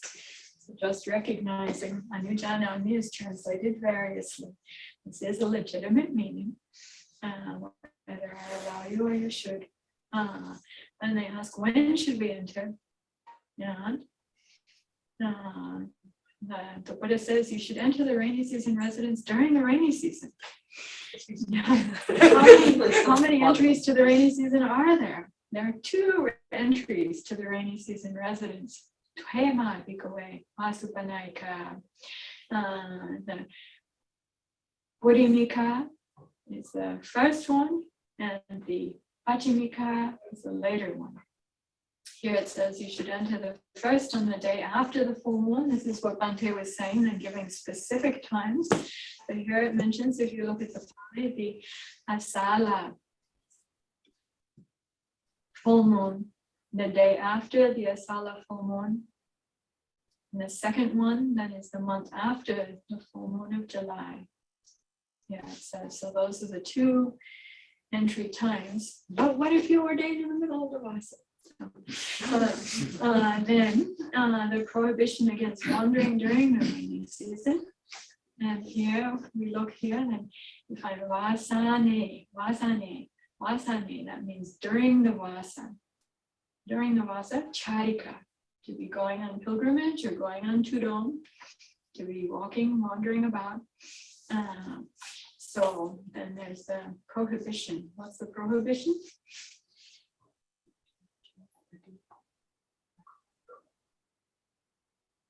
Try. Go ahead and try. Patikepadi. Patikepadi. Patikepadi. So then the monks from the group of 6, notorious, entered the rains, and then they went wandering during the rainy season. So they went on Charika. Charika, Charanti.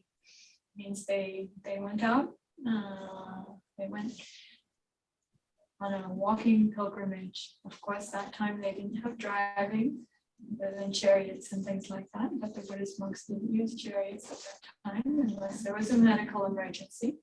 People complained and criticized them just as they had before. Now we have a lot of text that appears to have perhaps been abbreviated, but it's really just repeating all these things that were said earlier. But just the English has been abbreviated here. So just as before. How could the Shakyan ascetics do this? So then the monks heard the complaints of those people, and the monks have few desires. Sometimes they're also called conscientious monks. Bhikkhu apicha. Bhikkhuni apicha. Apicha. So according to the way the teaching is set forth, we wish to be them. The bhikkhuni who is apicha, or the bhikkhu who is apicha, as much as possible, means not be always trying to get more and more things and be thinking about getting more and more, and all of that, having many wants and many desires and everything. But then it's also called those who are conscientious sometimes. Well, how could the monks from the group of 6 do that? They told the Buddha soon afterwards. The Buddha gave a teaching and addressed the monks, and then it becomes slightly more complicated. So we can recognize from before, but a few more clauses are there. So after entering the rainy season residence, you should stay put for the first or the second 3-month period before you go wandering. Before you go out on Charika. So if you go wandering during the rainy season residence, you commit an offense of wrong conduct. What is wrong conduct here in Pali? We found this before. Dukkata. Dukkata. Dukkata, yes. So then the monks from the group of 6 did not want to enter the rains. You should enter the rains residence. Na bhikkhave vasam, na pagantapam. So if you don't, you commit an offense of wrong conduct. So it's a dukkata if you don't enter the rains. On the day of entry into the rains residence, the monks from the group of 6 deliberately bypassed a monastery because they did not want to enter the rains residence. So then, on the day of entry to the rains residence, you should not deliberately bypass the monastery because you don't want to enter the rains. If you do, you commit an offense of wrong conduct. And we go down then, King Seni of Bimbisara of Magadha wanted to postpone the rains residence. He sent a message to the monks. So he's king, leader in that area, right? And that means we understand then that the rains was actually something that was held socially,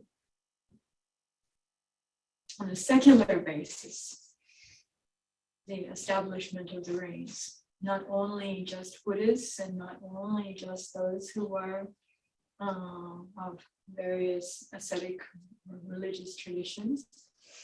So then here we find something that actually is held, here's an example of where we find something in one place in the Vinaya, and then that is considered in a lot of other places and circumstances. In my experience, this statement right here is one that then the Sangha is considered over centuries and now millennia in many circumstances. And even now, we think not only kings, but like local government, county government, state government,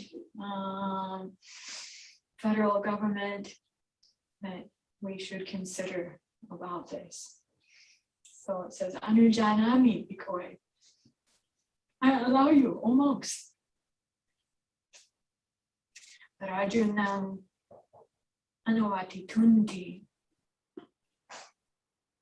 So means I allow you to accord with, or I allow you to comply with, or you should comply with, depending upon how you read it.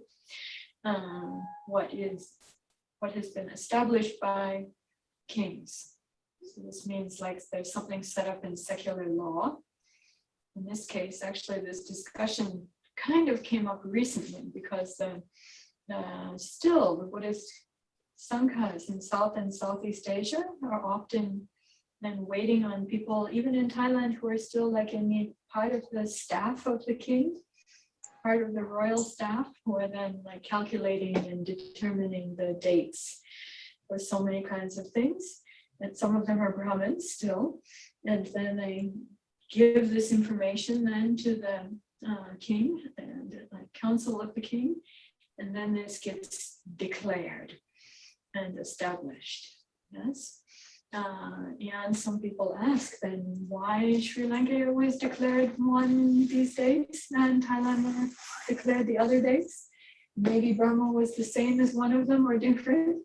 Then why? And why don't all the Theravada Buddhists over the whole world, they should have a pope and they should decide all together just one date, not be this confusing like each country is deciding its own dates like this. From ancient times though, they decided their own dates, and sometimes they coincide and sometimes they differ. But it's an old tradition.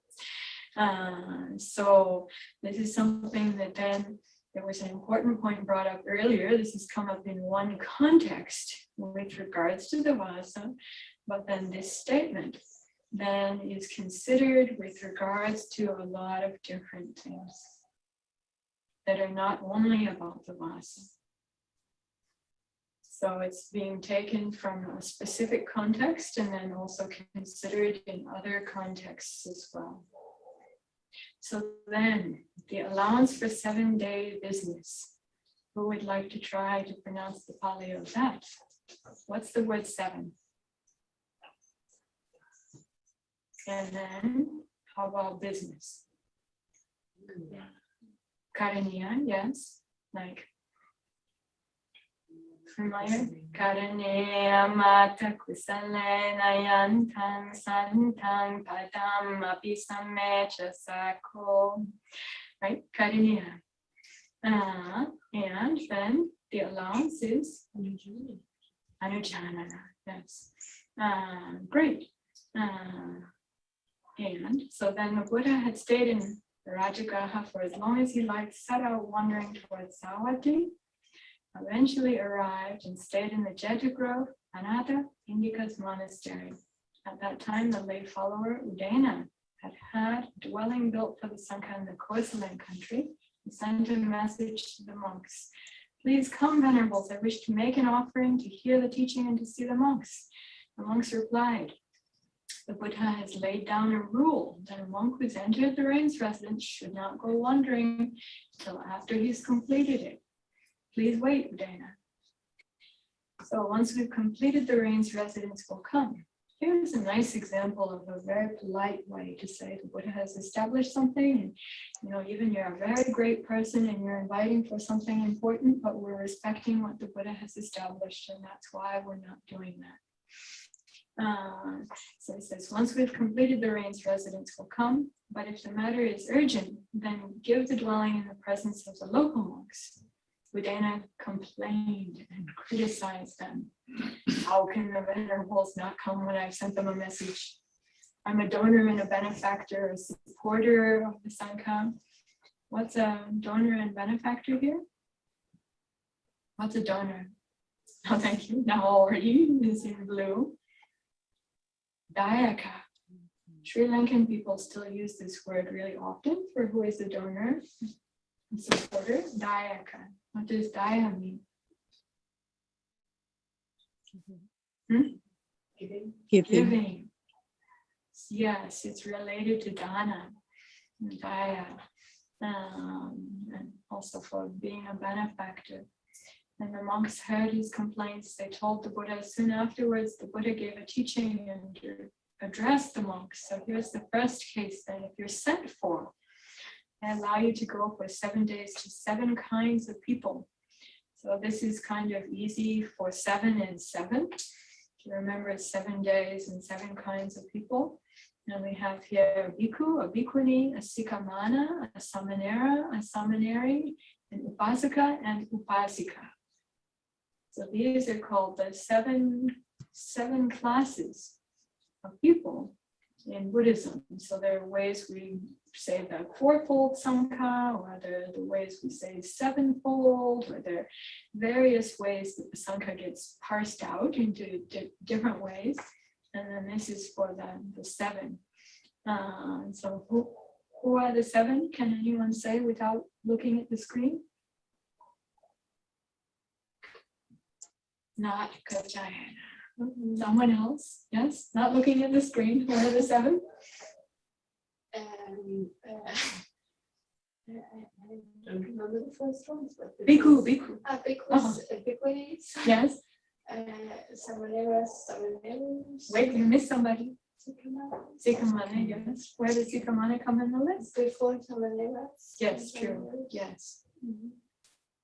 Why? This means 10-year-old Sikamana can go before the 18-year-old Samanera? Really? And Sikamana is a Sangha Kama related. Yes, she can. Yes, can. Samaneras and not. Even if the Samanera was like already 10 years as a Samanera and she was just a new Sikamana? Oh. Okay, so Bhikkhu, Bhikkhuni, Sikamana, Samanera, and then Samaneri, Upasika, Upasako, Upasika. Yes, okay, so we have 7 then here, and then it says, but not if you are not sent for. If you're sent for, I allow you to go for 7 days to 7 kinds of people, but not if you're not sent for, is what it says here. And you should return within 7 days. So let's ask then about the 7 days. What does it mean? Back within 7 days.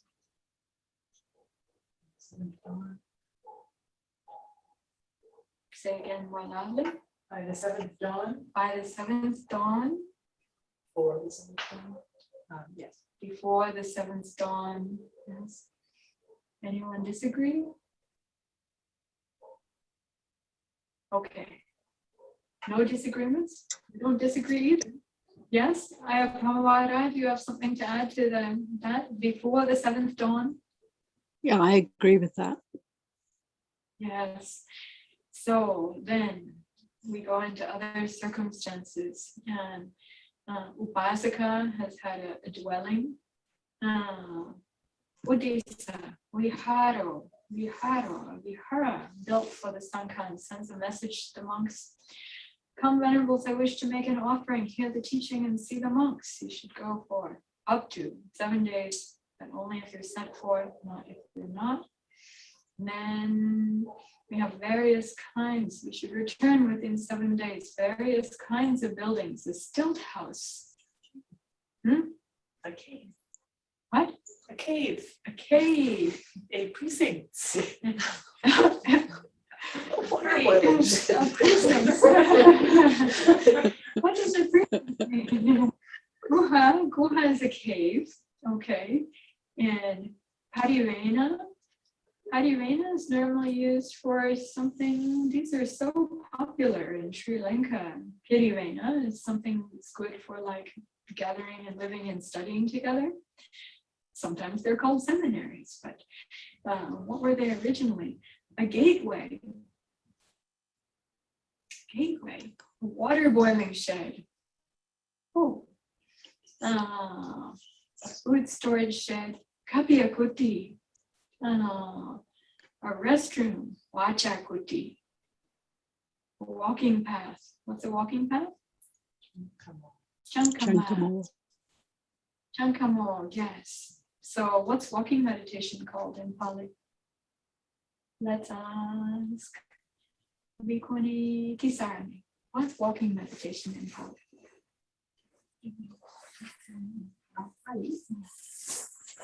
Walking meditation.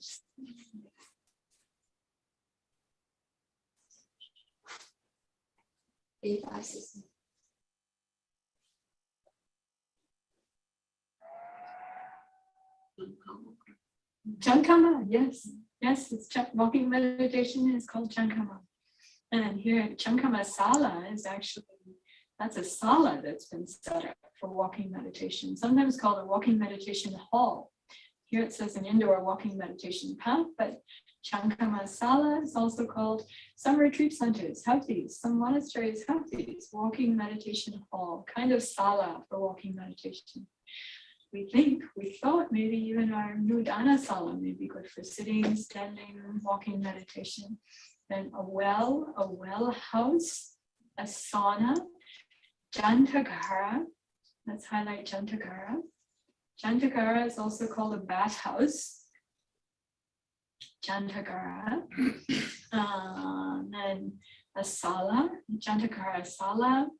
Then a pond. This used to be really popular to offer ponds to the Sangha. And then it says here, mandapa. Mandapa is, it says a roof cover, but you may have seen various, I mean, even here, it could be built like a mandapa. We want to put the permanent one here to be covering the walkway. So it's like a roof set up to be able to cover also around a stupa. And they used to be built for covering people's walking meditation and practice around the stupa, mandapa, built also above the Buddha image. And anyway, it's raised with a roof cover, often for some kind of sacred space. And then what's a monastery here in Pali? Arama, yes, Arama. And then a site for a monastery, prepared. What's a site for a monastery? Aramavatu, yes. So the grounds have been prepared for a monastery. And then they send a message to the Sangha. What's the messenger? Or message? Dutta. Dutta. Man, you should remember your whole life, all of us should remember Dutta. Sandike, and Dutta from in front of, in person. Sandike is in front of, in person to the monks. Please come, venerables, I wish to make an offering to hear the teaching, to see the monks. And then it says you can go for 7 days if sent for, but not sent for. Then a follower has had a dwelling built for a number of monks. Hold on. All these things. Yeah, this says, in fact, it says here, some bahulas, normally a large number. Many things here, all these things again, including the precincts, the Parirena. But the point is not only for a Sangha, but here it says that for a large number. And then a dwelling built for the Sangha. Here it says, Bhikkhuni Sangha. Bhikkhuni Sangha.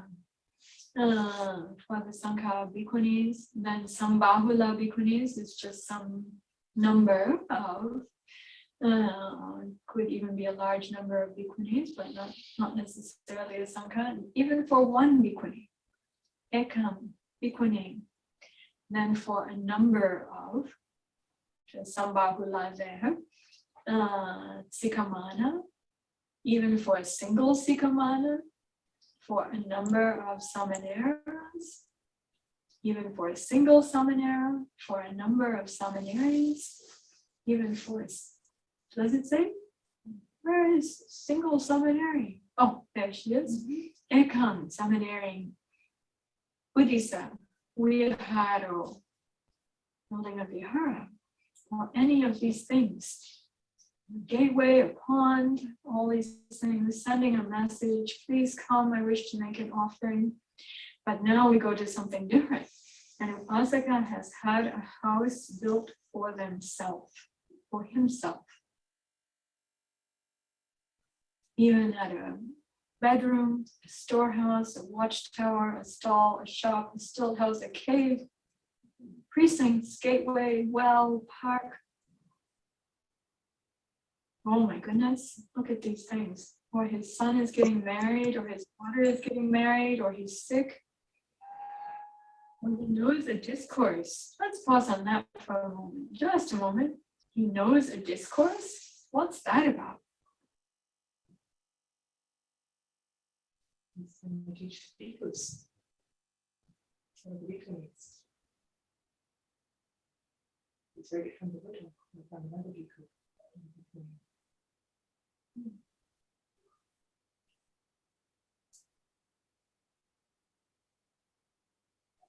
Are you familiar with that? Back during oral times for collecting the Buddha's teachings.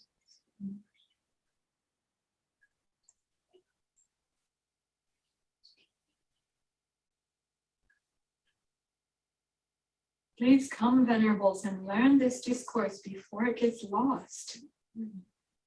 He wants the Sangha to come and to learn what he's heard from the Buddha.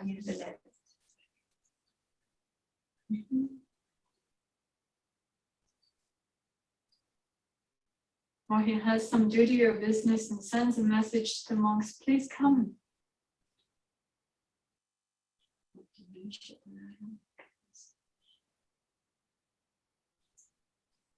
Some kind of kicha, some kind of karaniya, some kind of duty, something to be done. He asks the monks to come. Please come, I wish to make an offering, hear the teaching, and see the monks. Oh, you should return within 7 days. And it may happen that a female lay follower, Upasika, I see a woman, he teach more. Yes. Yes, that does happen sometimes, and even we think from shortly after the Buddha's time that the Buddha taught, what was the name of his female lecturer who he taught? And then after the Buddha passed away, then the monks went to her to learn what she had learned from her, and then that became a whole collection in the Pali Canon. What was her name?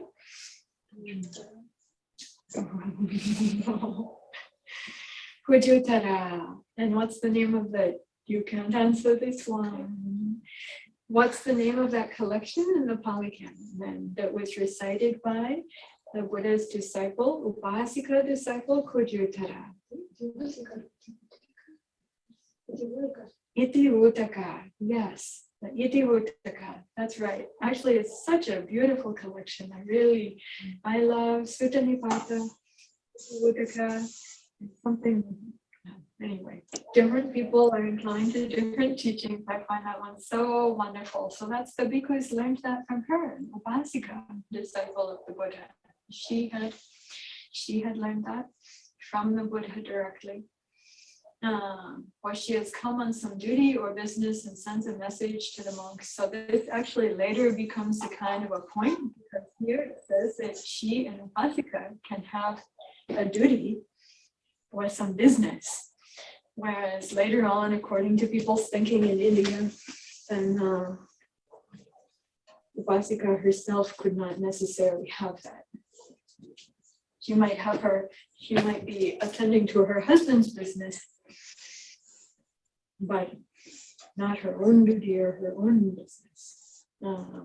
But here she has her own duty and her own business, and she herself is allowed to make the request. And then the bhikkhus, she says, please come, venerables. I wish to make an offering to hear the teaching and to see the monks. And then you should go for 7 days, but only if you're sent for, not if you're not. So then it may happen that a bhikkhu, a bhikkhuni, a sikamana, a samaneri, a number of bhikkhus, or a single bhikkhu, a sangha of bhikkhunis, a number of bhikkhunis, a single bhikkhunis, a number of sikamana, a number of samaneras and samaneris, then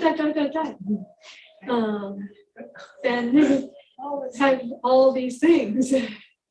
And then wait, hold on, go back up. And then she has a site prepared for a monastery for herself. Who is she? The seminary. Check. Who is she? This last one here. Is she a seminary?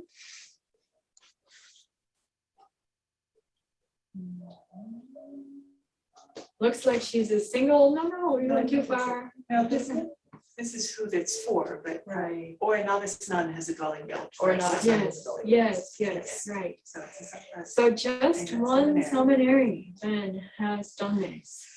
So you think, wow, just one seminary. She's so junior, maybe, and yet, if she sends a message to the monks, please come, venerables, I wish to make an offering.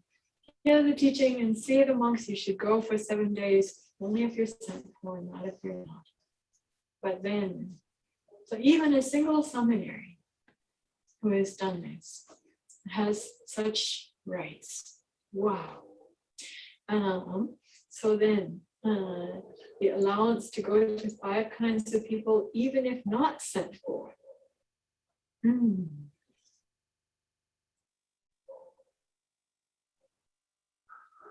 What's this about? On one occasion, a certain monk was sick. He sent a message to the monks, please come, venerables, I'm sick. They told the Buddha, and he said, even if you're not sent for, let alone if you are, I allow you to go for 7 days to 5 kinds of people. So here, who are these 5 kinds of people? And this is sometimes also called the fivefold Sangha. So we're talking about 4-fold Sangha, 5-fold Sangha, 7-fold Sangha. There are different ways that it gets parsed out. That's why I also like to talk about, one reason I like to talk about manifold Sangha. And these are all like categorical, but just to be including everyone. Then who is it in the fivefold? These 5 kinds of people.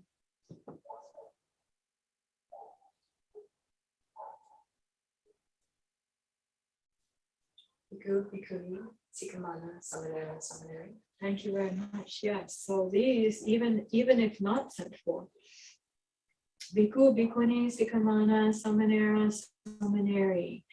Then this is like, in this first case, then we're talking about the requests from the lay community to the Sangha, and now we're talking about Sangha caring for Sangha. But you should return within 7 days. So then, it may happen a monk is sick and sends a message to the monks, please come, venerables, I'm sick. Even if you're not sent for, let alone if you are, you should go within 7 days thinking, I'll look for food for the sick one, and for the nurses, I'll look for medicine, I'll inquire about his sickness, and I'll nurse him. Wow, I feel so touched to see this. I've seen these things before, but I feel touched again to see this today at this time. But you should return within 7 days. It may happen that a monk becomes discontent with the spiritual life. It says there, not delighting. Sends a message to the monks. Please come, venerables, I'm discontent with the spiritual life. Then even if you're not sent for, let alone if you are, you should go for 7 days thinking, I'll allay his discontent or find someone else to do so. I'll give him a teaching that you should return within 7 days. Then it happens that a monk becomes anxious, sends a message to the monks, venerables, I'm anxious. Even if you're not sent for, let alone if you are, go for 7 days thinking, no, I'll dispel his anxiety or find someone else to do so. I'll give him a teaching. Now, I'm not sure, but people say that contemporary people, contemporary Americans, and many contemporary people are exceedingly anxious as compared to, on average, people in the past, even under the difficult circumstances. Because people, I don't know, were they, why? More innocent, more relaxed, because they didn't have smartphones or what it is. And the people remark, why do you think this is? Why do you notice about this? I noticed when I was staying in Thailand or when I've been staying in Sri Lanka, actually when I came back to the United States, and sometimes I had this perception quite strongly that people in general seem to be quite anxious, or when I left the United States and had the perception going to Thailand or going to Sri Lanka, that also that it seemed like people were like so relaxed and easygoing, and I think, how can they be like that? Did you experience this, Venerable Tisarani, when you went to Sri Lanka? Did you find the people relaxed?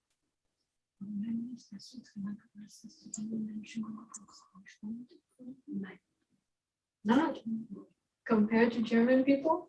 Yeah, fun.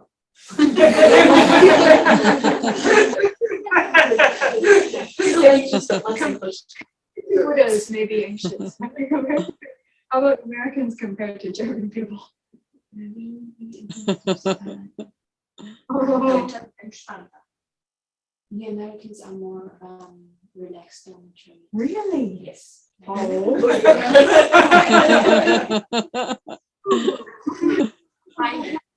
I'm so surprised. You mean the Americans who come here? Or maybe here in the forest? I don't know. Last time I was in Germany, in Hamburg, then everybody was like riding their bicycles and like they were on the street relaxing. Like in the mind. Oh, I see. Stressful in the mind. Yeah. Okay.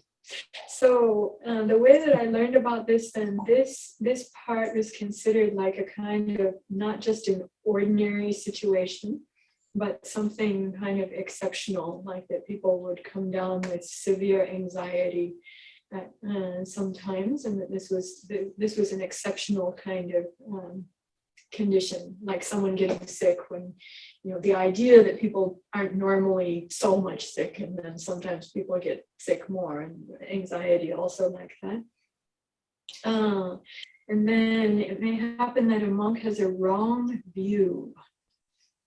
We have studied a bit about what's considered to be wrong, specifically often named as wrong views in Vinaya circumstances in past, yes? May I ask something Previously? For the Yes. anxiety? Yes. Because here I have the German translation, and it translates as an uncalm consciousness. If you have done something wrong and you have an uncalm consciousness. Like guilt. Yeah. Yes. Which is half of the ignorance. Yes. So I Doubt. wondered if it's just Doubt, anxiety. So yes, sometimes this is might be with regards to the Dhamma, or it might be with regards to the Vinaya and something that's happened, something that's been done, and then there's doubt, concern, fear, uncertainty, being greatly unsettled because of that. And then in those circumstances, then the aim is to try to help clear that up for them. And whether that's through a Dhamma teaching or whether that's through knowing what method can be used in Vinaya, what might be appropriate if it's a circumstance like that, and being able to let them know and help and support them to do that. So under these kinds of circumstances, also sometimes almost always about things from the past, but then people also worry about things from the past and then future, almost always connecting like past and future. So to try to help in this regard. Thank you for mentioning that. So it may happen then that a monk has a wrong view. This is Ditti Gata.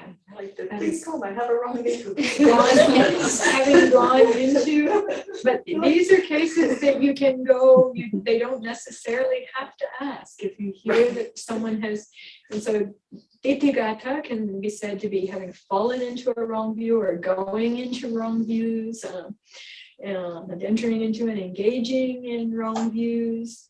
So then these are cases where if something like this happens, then you can, if you think you can help, even if you're not called for, then you can go for up to 7 days in this case. And make him give up that wrong view or get someone else to do so. So one doesn't necessarily have to think that oneself is going to be able to take care, but even if you think you can gather or get someone else to help take care, also an allowable reason to do that.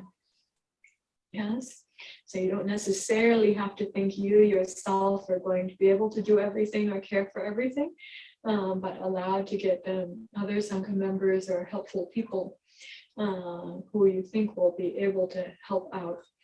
And so then we get into the kind of things then that are what this translation might have been referring to. It may happen that a bhikkhu has fallen into a heavy offense.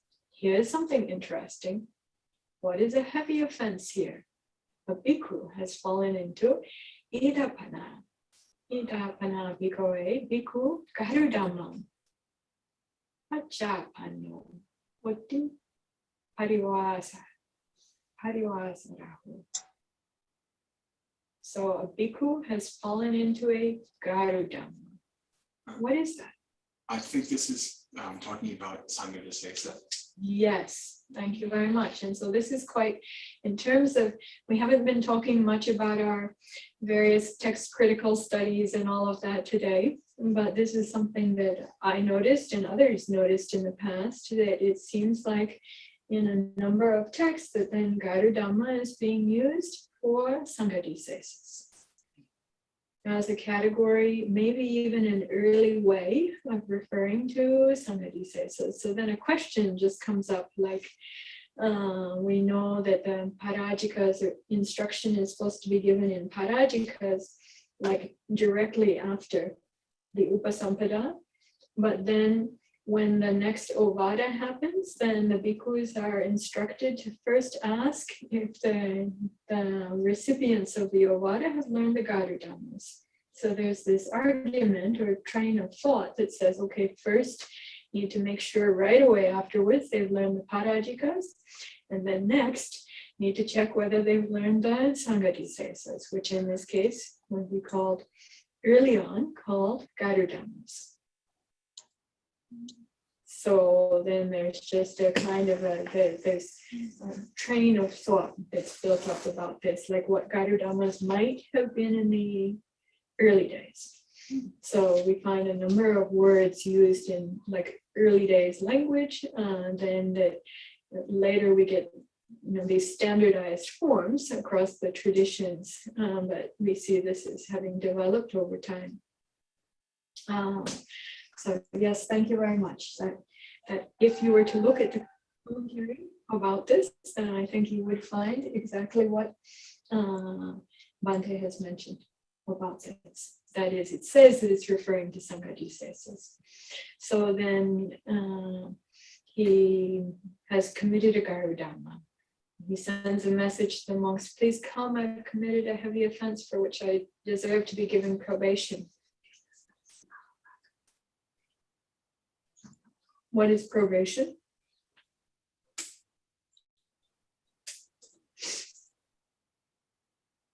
In Pali? Parivasa, yes. Then even if you're not sent for, let alone if you are, you should go for 7 days thinking, I'll make an effort to be given, to get him given probation. But probation means then he's going to have this period, having done something that's a Sanghadisesa offense, he'll have this period of probation and then be able to be rehabilitated and come back into full good standing in the Sangha. So this means to support him or her in this process, to help and support them to be able to do that. And with the aim is then their rehabilitation and then their reinstatement to their full status, not being on probation or suspended anymore, but to being bhikkhus or bhikkhunis of full good status in the Sangha. So then it may happen that a monk deserves to be sent back to the beginning. More things that may be good for us to study later. So, and then supporting them in this, and then to be given the trial period. Then, well, hold on, wait, let's go back. But just notice here, manata, and also for the bhikkhunis, and we find the manata is there with regards to Sanghadisesas. So then these are things related to Sanghadisesas. Then helping them with then rehabilitation. Please go ahead and go down. Yes? Bhikkhus in Thailand, he had parivasaka. He goes Yes. to the retreat. Yes, right. Yeah. Bhikkhuni have some. I don't know if the Thai bhikkhunis are offering parivasa retreats yet or not. At some time, I think it will happen. But yes, it's true. The Thai bhikkhus, also Thai, Lao, Cambodian, especially Thai, then generally offer parivasa retreats for the bhikkhus who are Sanghadisesas to be able to come and have their period of probation. They give up their seniority, everything during that time. So they have this time of probation. Normally it's set up actually as a wonderful retreat period because it's not for punishment, it's for rehabilitation and to support them. Even the monastery that offers that, or the teachers and Sangha that offers that, that's considered to be such a big boon for them to offer that to all the monks who need that, are then invited to come and have that period, and then they will be rehabilitated and reinstated according to the Sangha Karma at the end. So if they commit a Sanghadisesa offense, then they have this opportunity to go to join the parivasa group like this. And to me, this is something really hard to understand, like why this would be a wonderful thing to offer and why people would be so admiring of the monks doing this, and why it would be considered so meritorious to offer this. And time by time, slowly, I'm starting to get a feeling for it. But Aya Pramawada, would you like to speak to this? I'd actually never heard of it. I'd never actually heard of this before. So it's news to me about these special opportunities. I don't know if it's true or not, but people say that the majority of the monks who are joining for these programs, it's because of one Sanghadisesa precept that the bhikkhunis don't have. And I'm not remembering the Pali for the name of the Sanghadisesa precept right now. I thought it would be smart to say it in Pali.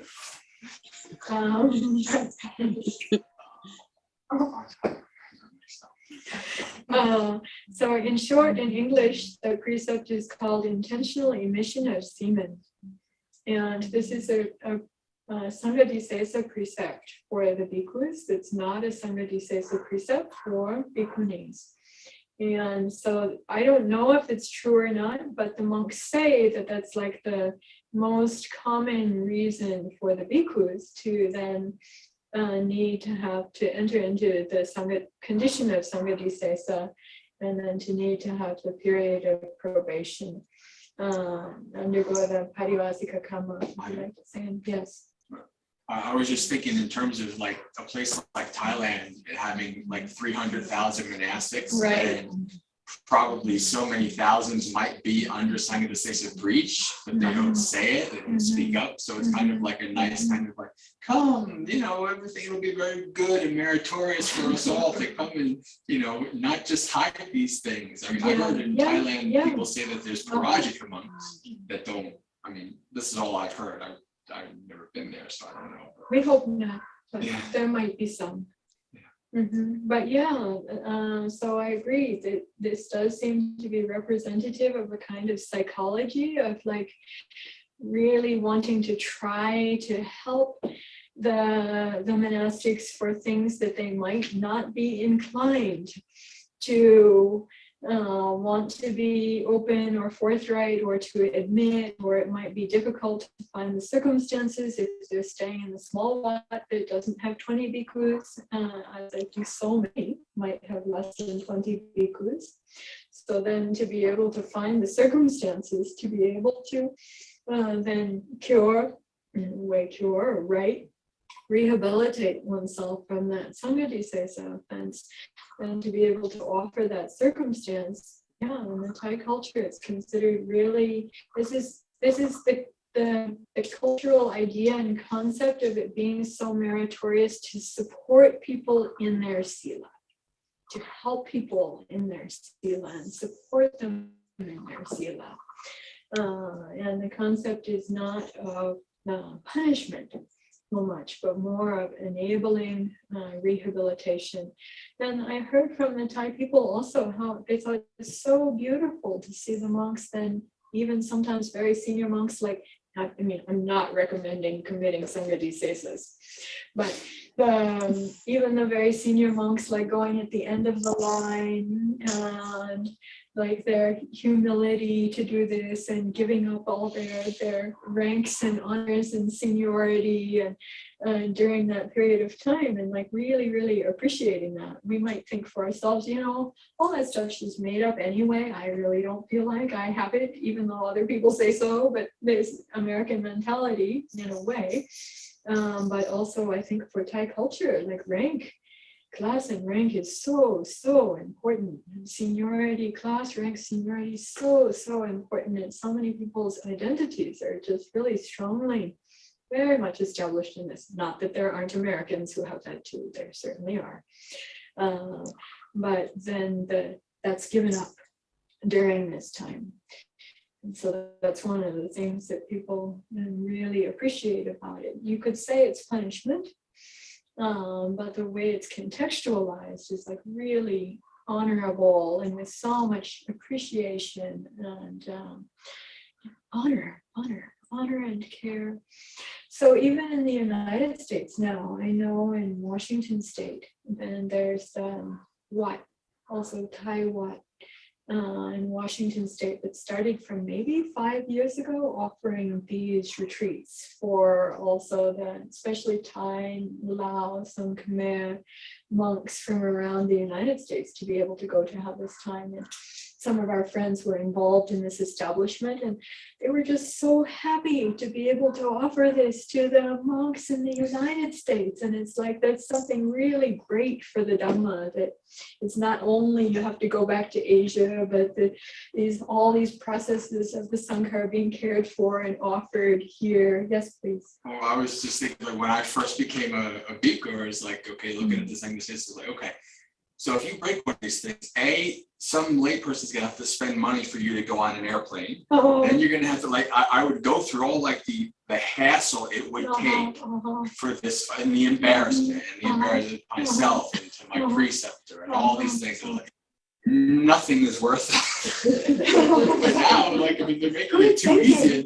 No, I should just tell you like, about there was this. that kind of like understanding of like, Yeah. this is a big thing with a huge process, Yeah, you know? yes. This is something that we could even have, I think, further valuable Vinaya conversation about on another occasion, the way that, some differences between Bhikkhu and Bhikkhuni Vinaya in this regard, what do these mean, how to look at it, how to work with it, all valuable. I'm feeling the passing of the time, and I want to go through then this list here, various legal procedures and so much Vinaya level support to help out. So go ahead and go down. There's just a large section, and then it says, there's a bhikkhuni who's sick. Wait, we're in that new section now. There's a bhikkhuni who's sick who sends a message. Then absolutely can go, should go. Hold on. And back up a little bit more. I'll look for food for the sick one, and for the nurses, I'll look for medicine. I'll inquire about her sickness and nurse her. Wow. But you should return within 7 days. And I think also, if we were more locative here, like nearby, then no, England is really far away. But we would, under the circumstances, you'd say like more ordinary circumstances, then we would want Aya Pramawara to be able to go even potentially with one of us as companion, to be able to go and have this time together, and then also to bring her back together. So for any of us, if we had the family members who are local like that, then we could do that. And also we know for like Ajahn Pasano, we're going to go down into this section, or for me, then also Ajahn Pasano's mom knows that if she asks Ajahn Pasano to come during the Vasa, then he must go. So it had been like, she would ask the beginning of the Vasa every year, and then he would enter Vasa, and then he would go for a week and visit mom, and then he would come back. And I've done that several times too, because somebody told my mom as well. And so then when she asked, then I needed to go do that. So, but even cross-country flying is kind of a lot. It seems like 1 day to go and 1 day to get back. Maybe you can be there for 4 days like this, but I used to do it anyway. So then a bhikkhuni has become discontent. Go ahead and go down. Discontent, anxious, and then supporting, and she's developed a wrong view, supporting. Then also she's committed to Sangha Disesa, going to support. Then, hold on, too fast. And then all these other aspects, trial period and being sent back to the beginning, and all of this is there. And then it happens she deserves rehabilitation. Yes, supporting that. So please go ahead. A legal procedure. Yikes. Various things involved in that, all of this. How may the Sangha do the procedure or make it lighter? And so many different things like this to help out, and to timely help out, and to try to help the Sangha members who are having a hard time get the support they need, and to get back in good standing again as soon as possible. So then other monastics, the Sikamana has become sick. Yeah, go ahead. And then I'll look for food for the sick one. For the nurses, I'll look for medicine. I'll inquire about the sickness. I'll nurse her. My goodness, Sikamana's become anxious, got a wrong view, failed in the training. Then sending a message to the monks, please come, I failed in the training. What does that mean for Sikamana? Sika me kupita. 2 years over again. You have to start from the beginning. Right? Yes, it's true. She's undertaken the Sikamana training commitment, and if she had the kupita has sometimes also not always translated as failed, but sometimes has made a mistake, or sometimes has had a downfall. then I'll make an effort to get her to undertake the training. So, interesting. Then it happens that a Sikamana desires full ordination.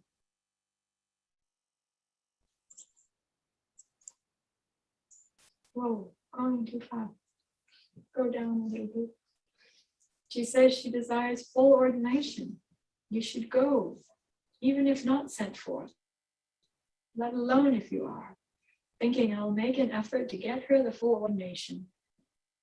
I'll do the proclamation, or I'll complete the quorum. What a great mind. I would like so many of our Bhikkhu Sangha internationally to read this part. Look, here, Aniccanami Bhikkhave. But you should return within 7 days. I found it interesting also because, like for the Sikamana, as we talked about earlier, and Sikamana, we think normally that's the responsibility of the Bhikkhuni Sangha, but obviously if the Bhikkhu is being asked to go for that, then not necessarily only the responsibility of the Bhikkhuni Sangha. So then it happens that a novice monk is sick, we can go down and then we'll find the Samanera, then also the Samaneri. Still, you should go for the Samanera and Samaneri. So Samaneri is sick, look about for food for her, and nurse, and Samaneri has become discontent. What is this? Has a wrong view, but wants to ask about her age. What's that? Whoa. Wants to ask about her vasas. That can mean her age. How many vasas does she have? Please come, venerables. I want to ask about my age. And even if you're not sent for, let alone if you are, you should go for 7 days thinking. I'll ask her or I'll inform her. So this is something I remember now. We talked about Ajahn Mahasamchai coming for a retreat here before, nearby to the area where Bhante is on retreat now. We asked Ajahn Mahasamchai one time how old he was. He's from China in Thailand, the China area. And he actually doesn't really know. So when it came to ordaining, then though, because of the precepts, he wanted to ordain at a relatively young age, but then as a Samanera, then to know when he would be able to ordain as a bhikkhu, then they needed to try to find out. And that caused an investigation. There was no birth certificate, and they went and they tried to ask mom, and mom's trying to figure it out, what was going on around that time in the world, and these things. We're trying to find out how old he was, right? He was able to become a Samanera because he was responsible enough to scare crows. So he didn't have to know how old he was specifically, but then for his bhikkhu ordination, they needed to find out how old he was. And it doesn't happen much in the United States, but I experienced then also in Sri Lanka and in Thailand, quite a number of people, especially a little bit older, than not knowing. They were born in the village and there was no birth certificate, and then they maybe don't need to know. But when it comes to ordaining, then they need to know when they come to be 20. And so then they're trying to figure it out, trying to calculate. So question in this regard is, do you need to be 20 from the time of your birth or 20 from the time of conception? When is the counting from?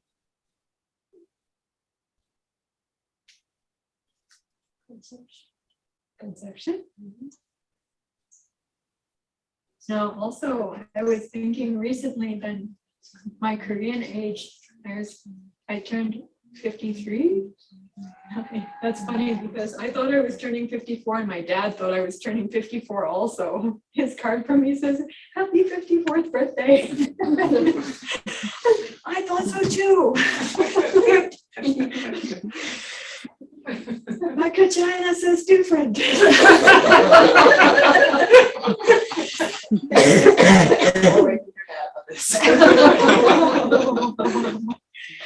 Right. Yes, but then when I was in Korea, then people were counting from conception, and so I could be like 1 or 2 years older than my regular American age. So then I got used to that. So then I was, this age particularly, and I was staying there. Then I got expatriated back to the United States. Then suddenly I became 2 years younger. So, but yes, who agrees for ordinations from your birth or from your conception? Conception. How do you know when you're conceived? Right. This is normally how they do it. In fact, is they're counting back like that. Yes. Just brought up the question of what if it was a test tube? What if a test tube? Oh, great question. So eventually that is or will be happening. Right. Yes. Yeah, could be. Probably. So good question. I don't have an answer right now, but our future Sangha members, I think we should ask our new bhikkhunis about this question. So then it may happen that a samaneri desires to undertake the training of a sikamana. Here's the question. She sends a message to the monks, please come, venerables, I desire to undertake the training. Then even if you're not sent for, let alone if you are, you should go for 7 days, thinking I'll make an effort to get her to undertake the training. This section, they ask the question, what's the difference between committing a heavy stretch and being set back to the beginning? Is there really two types? Yeah, and there were a whole bunch of things there, and so I think not to go over all of them today, but that's important, and we should go over these things, and this would come up under the Olada about the Garudhammas, but this means the Sangha-Visesa, learning about Sangha-Visesa. Yes. Thank you for asking about that. Yeah, there are a whole bunch of things that are there. And so then allowance to go to 7 kinds of people. The mother of a certain monk was sick. Please come, I'm sick.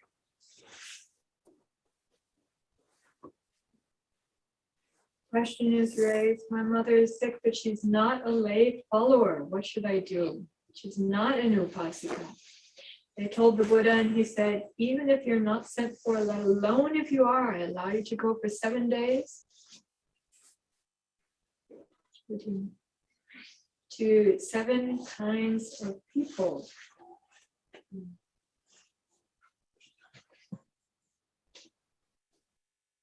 And then these 7 kinds of people here, in this case, are a bhikkhu, a bhikkhuni, a sikamana, a samanera, a samaneri, your mother, and your father.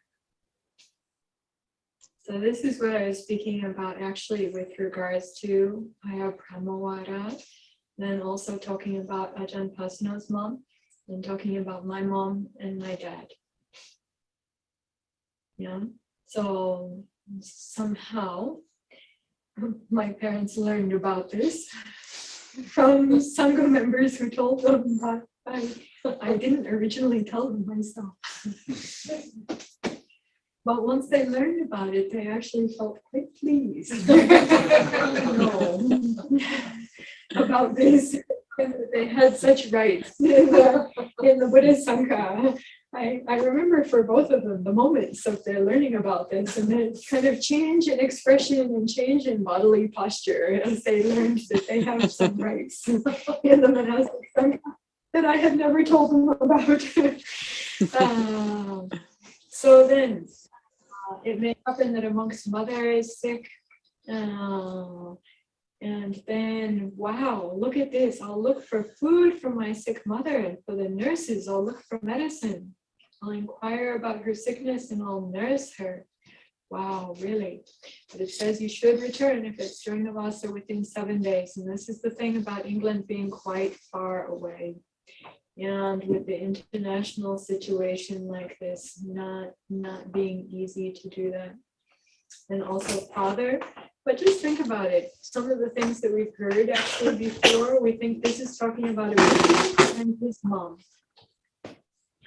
Some of the things that we heard earlier on would make it seem like impossible that a bhikkhu would be able to behave like this with his mom or for his mom, right? But here, looking at the Vinaya text, Pali and English here, directly with our own eyes, then we see that this is there. Yes.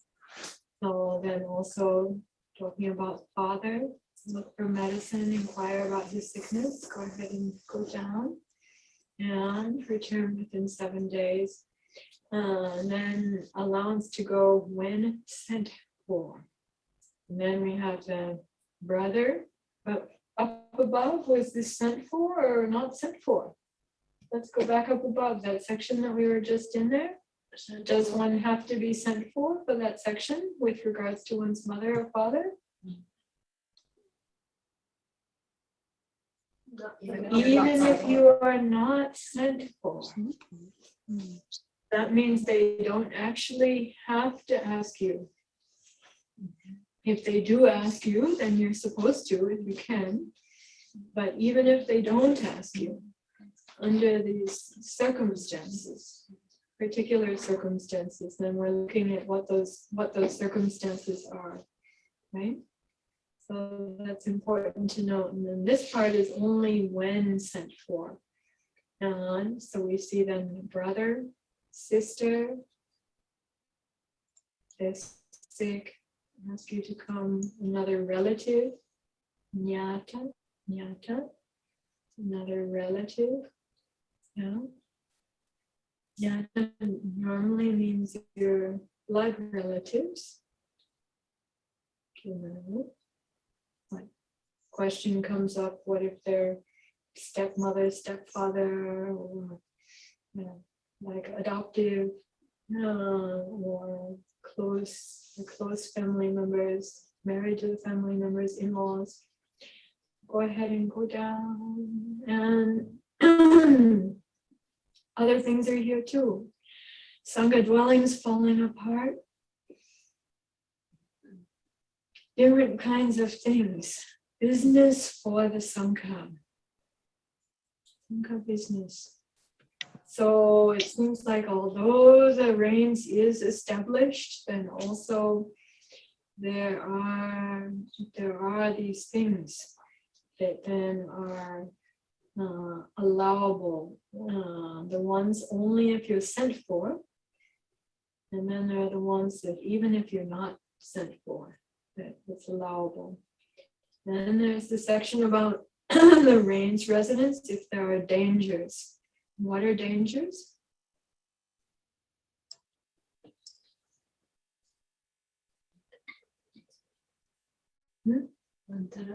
Antaraya, yes. This may be a familiar word to us now. Used for dangers. So no offense in breaking the rein if there are dangers. The predatory animals attacked and seized them. Go ahead and being harassed by predatory animals. If there's such a danger, you should leave. No offense in breaking the reins.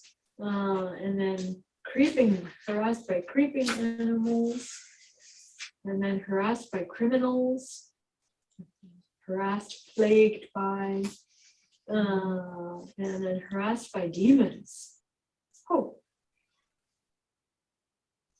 Isacha. Yeah. What are the demons? And no offense. And then the village where the monks have entered the rain's residence burns down, means cannot get alms food there anymore. also allowable. And the dwellings where the monks have entered the range residence burned down. And also we saw with contemporary things with fire evacuation. So asking, the whole monastery didn't burn down, but we evacuated. Is it allowable for breaking the reins? So it does say here that that is breaking the reins. The question came up, if you have a situation like this, is the reins broken really or not? The answer is yes, it is. But then there's no blame, no offense for breaking the reins under these circumstances. The village that where the monks have entered the reins is swept away by water. They're not able to get alms food. They should leave. And then what else? Still swept away by water. Their dwellings. The village was the village, then their dwellings. I see, then the dwellings are swept away by water. Thank you very much. So then the village has been relocated because of criminals. And you're allowed to, if the village has moved and relocated, you're allowed to move and relocate. Isn't that interesting? Yeah. And then the village got divided and allowed to move to where the majority is. And then the majority had no faith, no confidence, no sadhana. And you're allowed to move to where those who have faith and confidence are. And then they didn't get enough food. Please go ahead. In the case that there's not enough food, you should leave. There's no offense. And then even food that is not suitable. We learned about this is, what does it say in German about the food that's not suitable? We learned it's like not able, just, it's not really defined, but you're not able to survive. You're not able to live with that food. I've seen this happen with some people also, where they've entered the Vasa in some places, and especially foreigners from another country, and then having the problem of just like as time went by, finding that they just actually were not able to survive with the food. Their digestive system stopped working, and they just became ill and more ill, and these things, I've seen it happen occasionally. Yeah. What does it say there? It says, sie erhielten verträgliches Essen, aber sie erhielten nicht verträgliche Medizin. I think that's the point. Okay. And then they have need of medicine, but not able to obtain the needed medicine. And also in that case, it's allowable to break the reins. And then an attendant, in the case that it's needed. We learned some cases like that, maybe cases of sickness, cases of age, cases of where the body is broken down, and then the needed attendant is not available. Needed help comes to be not available, especially with sickness and age, that can be an issue. So it's allowable under those circumstances to break the reins. And then invited by a woman. I'll give you money, I'll give you gold, I'll give you a field, I'll give you land, I'll give you an ox, I'll give you a cow, I'll give you a slave, I'll give you my daughter's wife, I'll be your wife, I'll bring you another wife.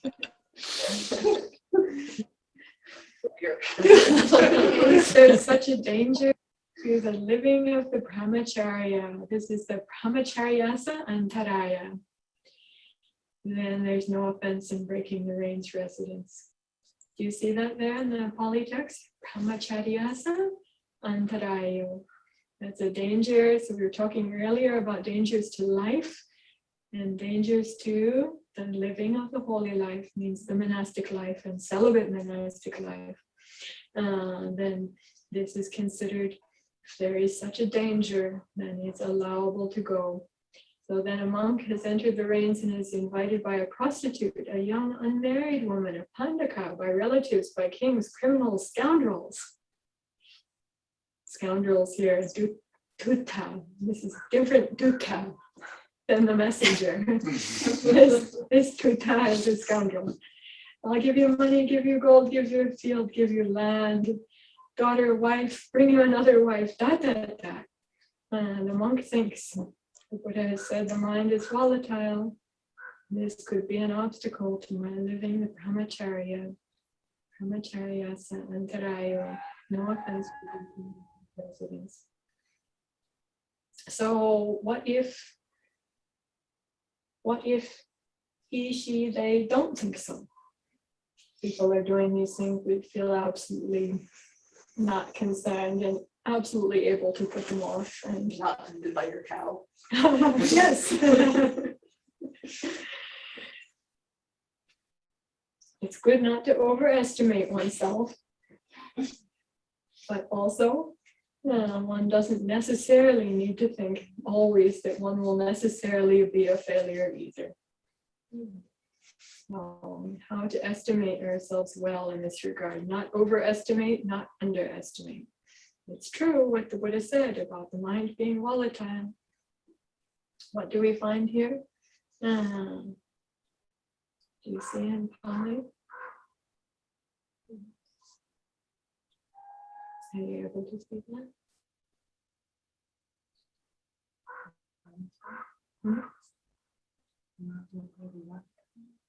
Yes.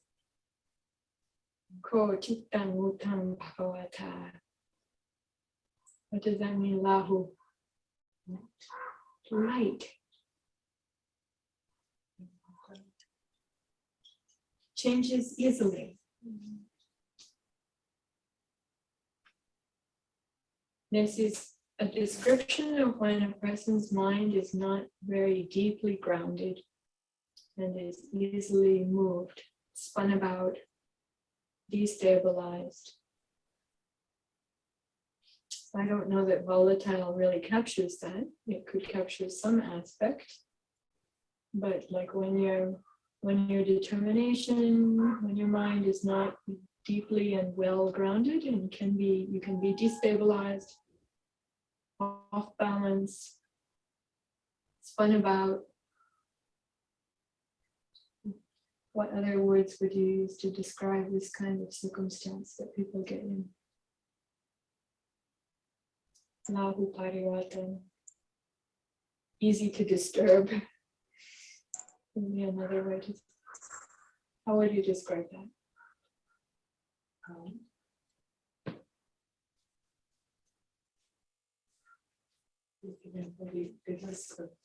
Oh, okay. All right. So then, schism in the Sangha. Also a big topic. We're not going to go into it in detail now. But the Buddha said it's serious. And if a person feels that their presence may cause a schism in the Sangha, then they're allowed to leave out fence. Go ahead.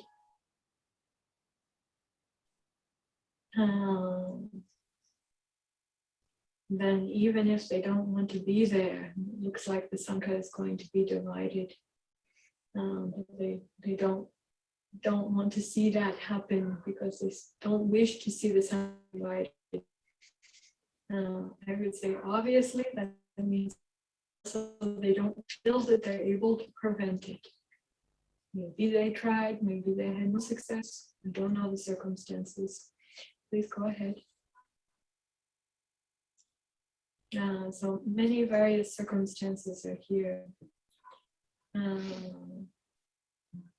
that we can study about, good to study about on another occasion. We can go ahead and go down. But just for you to know, there's the part in this section here that's about schism or division in the Sangha. Good to study and good to know about. And there are occasions here also where There might be the situation where it's all right to break one's vasa. Then we have the section about the bhikkhunis pursuing schism as well. Those bhikkhunis are my friends.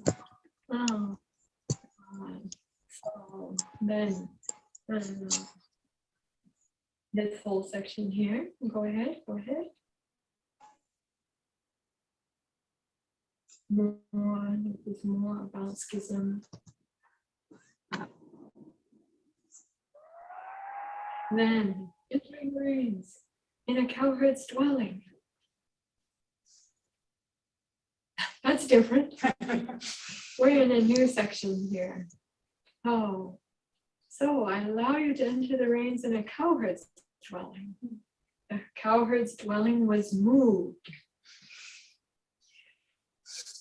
We've seen things like this in India, these traditional kind of, they're not tents, they're not yurts, but out of the movable, lightweight movable materials, people making the dwellings that can be moved as the pastures shift.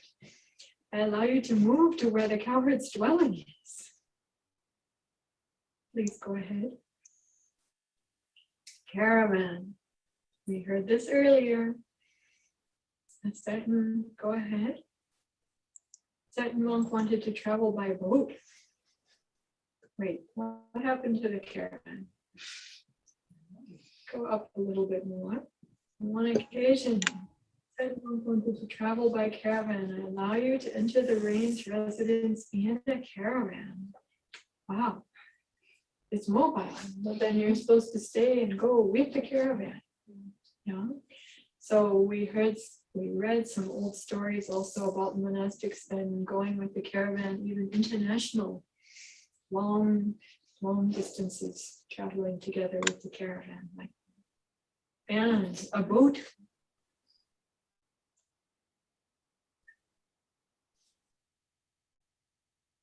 Even maybe not attached to the ground at all. Yes. I had thought one time there was an offer of Hong Kong, off the shore of Hong Kong.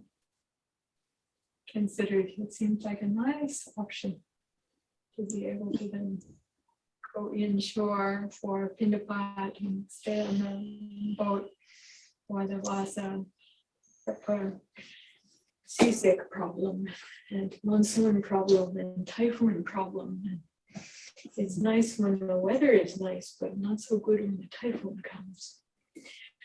Places where the rain's residence should not be entered. The hollow of a tree. We've had this come up here in the early days when we had some quite aesthetically inclined members here, and we do have a couple of the burnt out tree stumps that seem like they're nice places, and some found like you can go in there good for detox, to go sit in the burnt out tree stump like this. Not supposed to enter the rains in the hollow of a tree, like tree goblins. So apparently tree goblins were a thing. Tree gods and tree goblins. So not to be mistaken for tree goblins.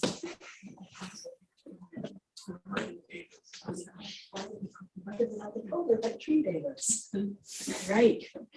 Oh, thank you. And then there's the fork of a tree. And we've had this question come up also about tree house. Even there are those who wanted to build the tree house kuti here.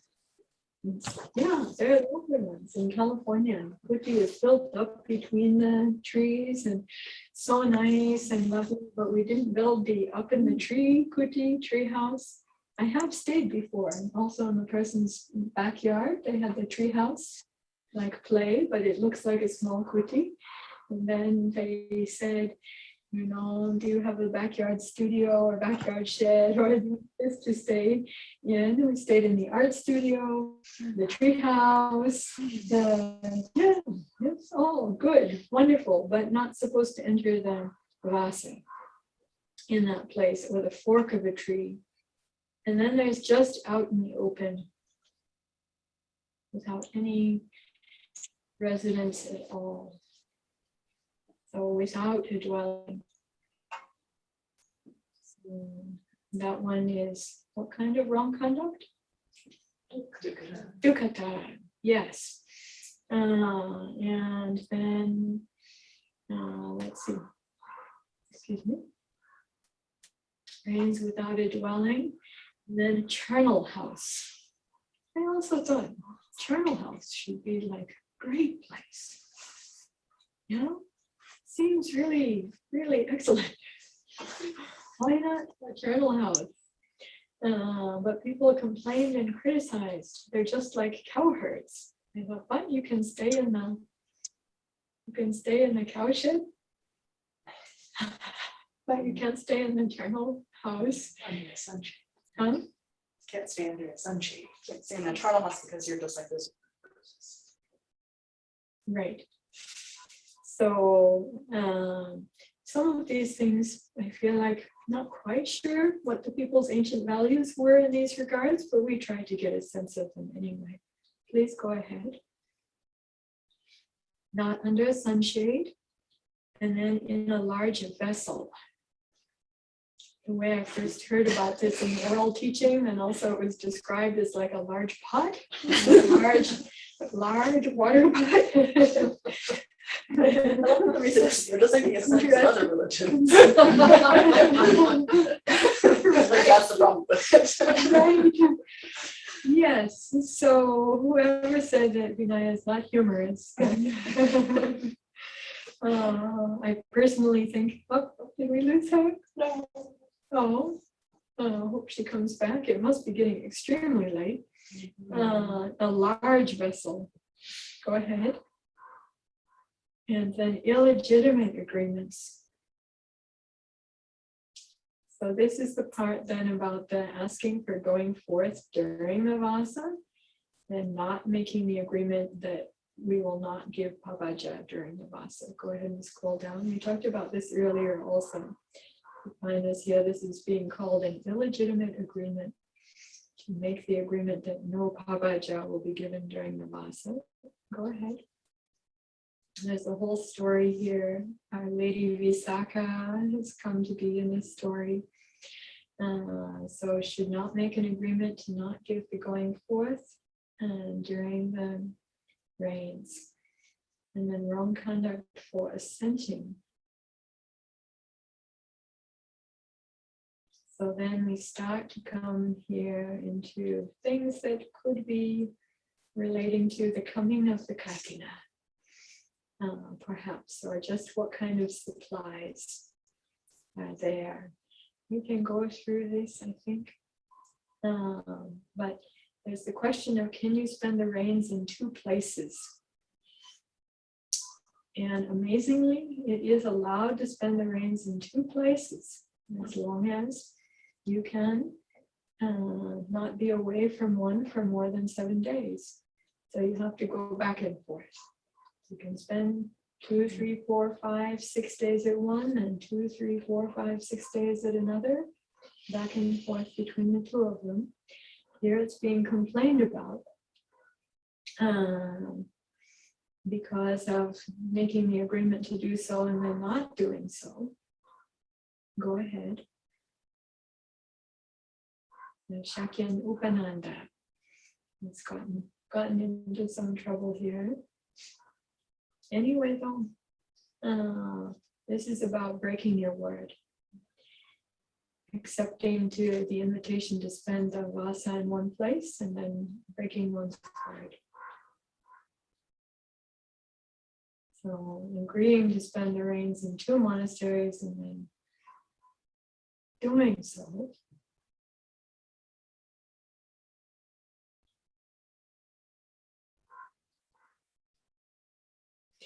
All these things would be good to look at in more detail, but I feel like it would be good for us also to acknowledge what's here and then to wrap up this part, if possible.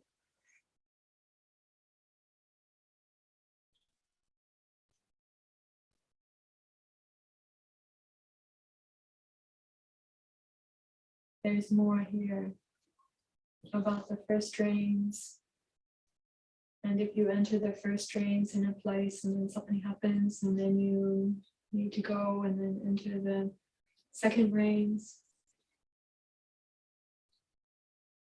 More details that we can study at another time.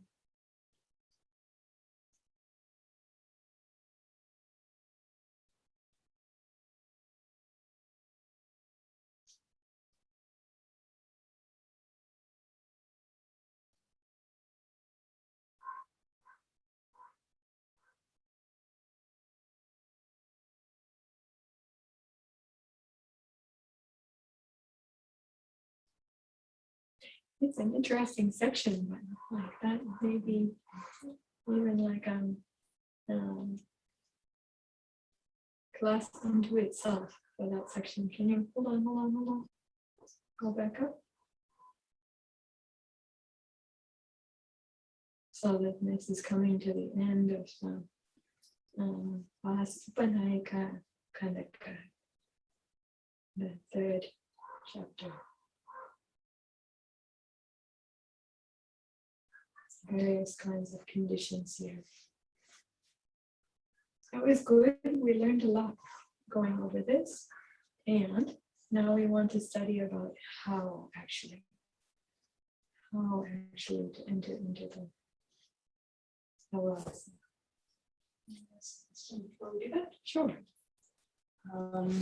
So for going out, for instance, out of your 4th of retreat, well, not your 4th of retreat, because it has to be there. But, Your cowbird's dwelling. yes, so going out of your small dwelling during the day for Pindapat or something like that. Yeah. If you're not overnight, I mean, or I guess the more pertinent situation, we say at the monastery, if you go down the street for checking mail or taking a walk or something like that. Right. That's not breaking your Vasa residency, even if it's not for one of the prescribed reasons. Normally we don't think so. Or for we talked about Pindapat also. Some other circumstances may be there, but I think what we learned is anytime you're leaving your Vasa time boundary, then to make this affirmation or this acknowledgement. So then even when we were going out for just the 1-day pilgrimage, then also just making the affirmation and the acknowledgement, acknowledging that I'm leaving my Vasa time boundary, and unless there are obstacles, I will be back within that time. So not in this regard, not distinguishing between going out for over one night or going out during the day and then coming back before the dawn. But I'm just saying, this is what I learned is whenever leaving one's Vasa boundary to make the acknowledgement like this. Yes, please. If we go by the map, every time I come here, Yes. I've left my boundary, Yes, yes. which I do 2-3 times a day. Obviously, I go back up and I'm there. And then So are there circumstances in which it would be a fault to leave just like during the day and come back?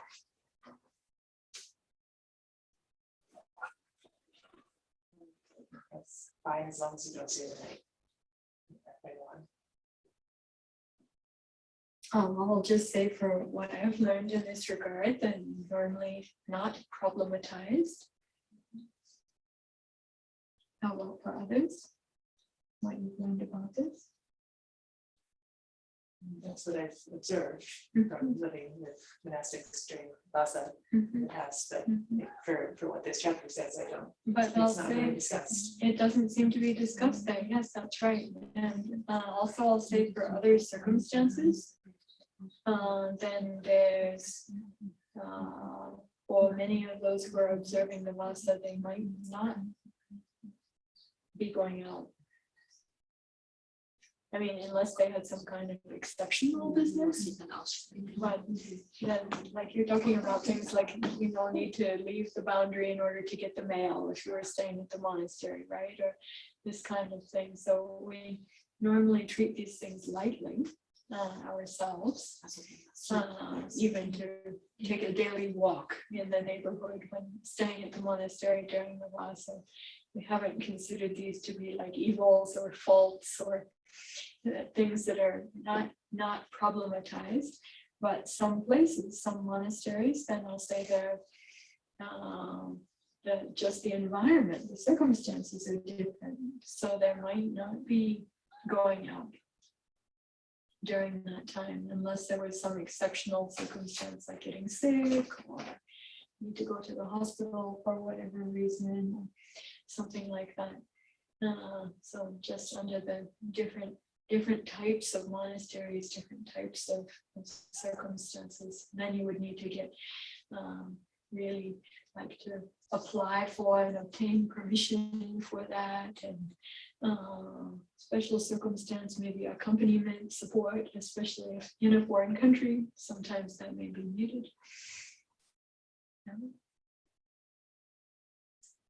In the case of Pindapat, then not every monastery has a Pindapat. So there might not be going out for Pindapat every day. That's nice. I was thinking, like, since this Vasa started, the only time I've actually left this monastery was the one day that I went to the urgent care. Right, yeah. That's it. Mhm. We went out for pilgrimage. So I don't feel like I've been going out much this Vasa. In past years, sometimes it was like there were the teaching invitations that were happening even like, every week or more than one in a week or this kind of thing. And I feel like so calm and glad. And anyway, my focus has been more with the internal things during this time. Are you okay? Physically difficult? I seem to have lost such a Yeah, I see that. Was the Zoom set up for, it wasn't set up for a particular period of time, was it? No, I mean, we're still on. Yeah, she should be able to get back on. Alright. Yeah, maybe it dropped off for her, or perhaps also getting late for us. Also, I think that you have an 8:30 call, so. We should take a break in this regard, but now for entry into the West. Let us look at that. But then I feel like I would like Ajahn Pamawada to be able to join for that part. It is being recorded and streamed to our private YouTube. Yes. Okay, so you have your Bhikkhuni Patimokkha 4th edition there. And some of you, I think, have found where this is in your Bhikkhuni Patimokkha 4th edition. And your Bhikkhuni Patimokkha 4th edition should, I think, even tell you where you can find this in the canonical text. Does it tell you? Our aim was to include all these kinds of references so that you'd be able to know where to look and study and follow up. 7-day leave, but not about the entry. Entry into Vasa is not there. It's here, but it doesn't give a reference. Doesn't give the reference. You should complain to the Really? Should complain to the editor. One of the editors. And what does it say for entering into the Vasa? The boundaries are specified, then all resident bhikkhunis may say together. Let's see, Nawase, or Vihare, or Arame, or Upasani, Vimante, Masan, Wasani, Tema, 3 times. He entered the remains in his residence or temple or monastery or refuge for 3 months.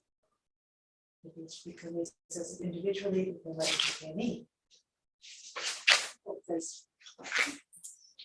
That seems correct.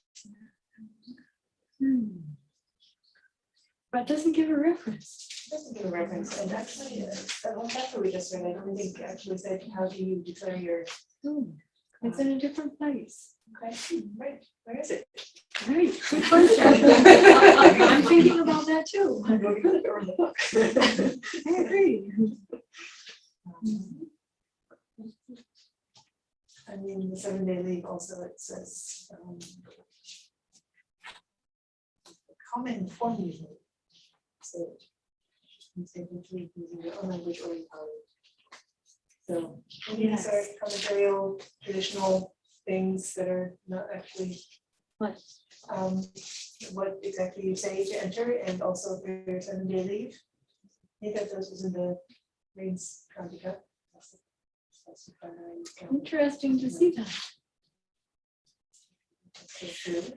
One thing that I thought might be good to note for our understanding of the different, say the different canons or the different traditions is most of the traditions other than the polytext tradition have made collections of karmas, karma vachas, things that you say under certain circumstances, including different kinds of sangha karmas. They've made collections, like gathered them all together in a collection where you have all the things that you might say or perform for sangha karma under various circumstances all gathered together. Whereas in the Pali text, then it seems much more like a kind of blog roll. In a way, it means the things have been added in like as they occurred, and so that many of these things come to be scattered about. However, when you look at Buddhist Monastic Code 2, then one of the nice things about it organizationally is that so much has then been gathered together by topic, even if in the text, the canon itself, some parts of it might have been spread out into different places, but they've been gathered together there. And so I feel that's one of the really valuable aspects of this work. Do you find it there? I think so. Mahabharata 3:4.2 states that on the day of beginning the rains, one should not pass by a residence monastery. No. Yes, I came to that. That's right. Yeah.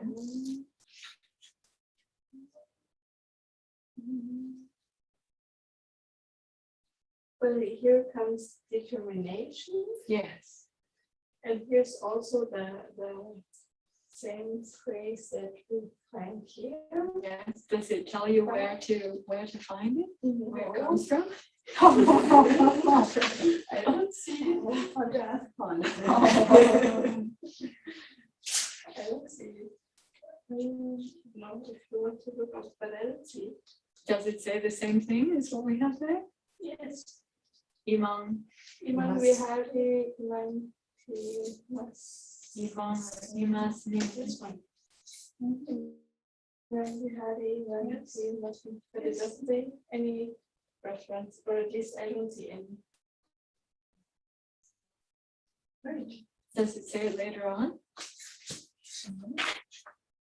The commentary recommends making a formal determination. It doesn't tell you which commentary, just says the commentary. The commentary makes recommendations in different ways. This is so valuable. Commentary. Because, ourselves, we may develop the discernment, look at things in a discerning way, investigate. And then also at the Sangha level, sometimes we don't think about something, but then someone else asks it. Then because someone else asks it or someone else points it out, then we look at that and we realize something that we didn't know before because of someone else doing that.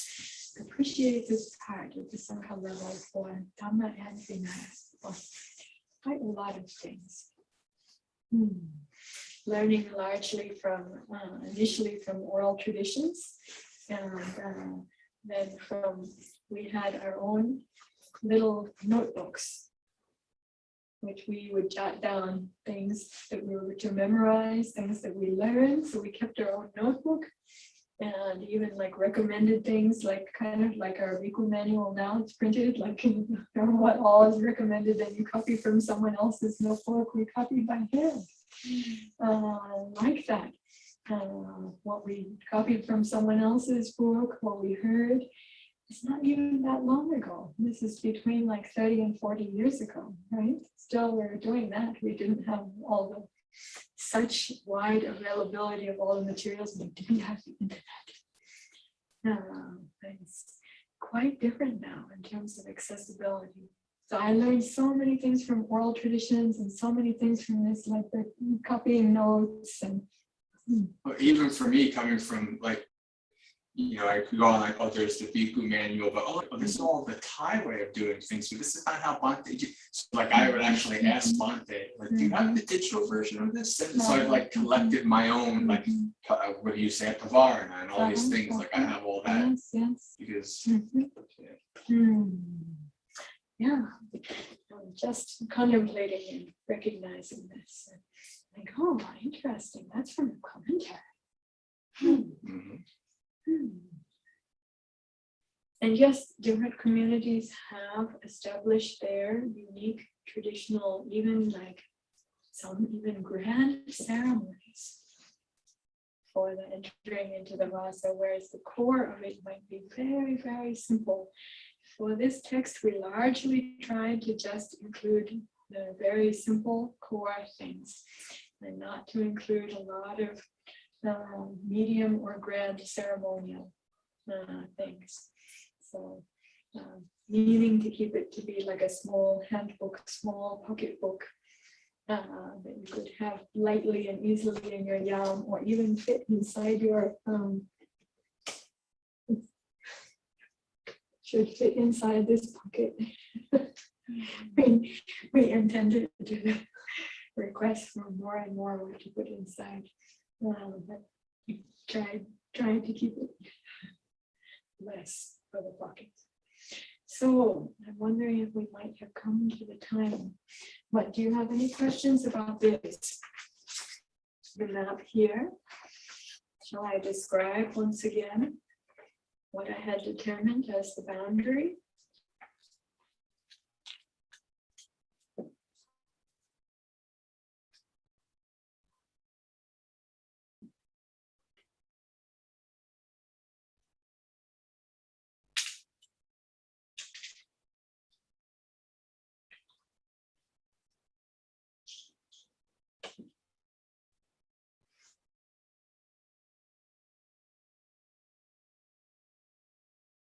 So we did that like on the face. Did you hear? It sounds like the Black Mountain Bell. Yeah, I think you better look the press. They're having a retreat. Yeah. I never heard it down here before. That's so fun. I haven't heard it all last year. I didn't hear it. Yeah, I hadn't heard it until like this past week or so, but I've been hearing it quite regularly this past week. They must be having a retreat. It's been having a retreat. Yes. Wow. Our neighbors at Black Mountain are having a retreat. Oh, yeah, that's their big bell on the mountain. Oh, that's wonderful.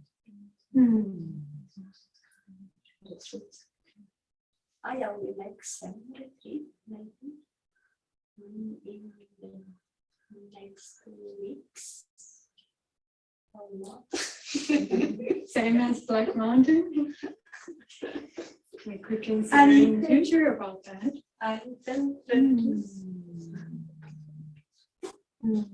That sounds wonderful. Okay, so let me see here.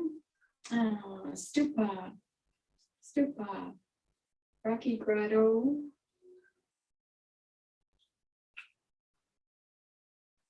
Road going up. Creek, Dharma Creek. Bhikkhunis, Vasavasasima, Brown. There's Bhante's campsite, not including Bhante's campsite, but including Rocky Grotto. And then the roundabout, Ridge Road.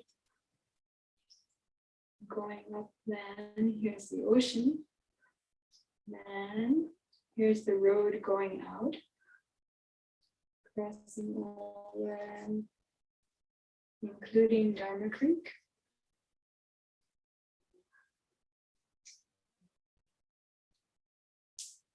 Here we are, Little Black Mountain.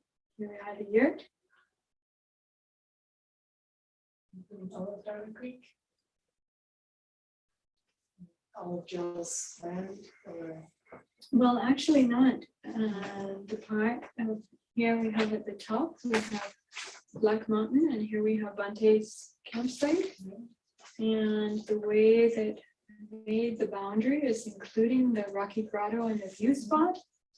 And then the walk across the top of the saddle area, just above the stupa, but not including Bante's campsite and not including the base of Black Mountain.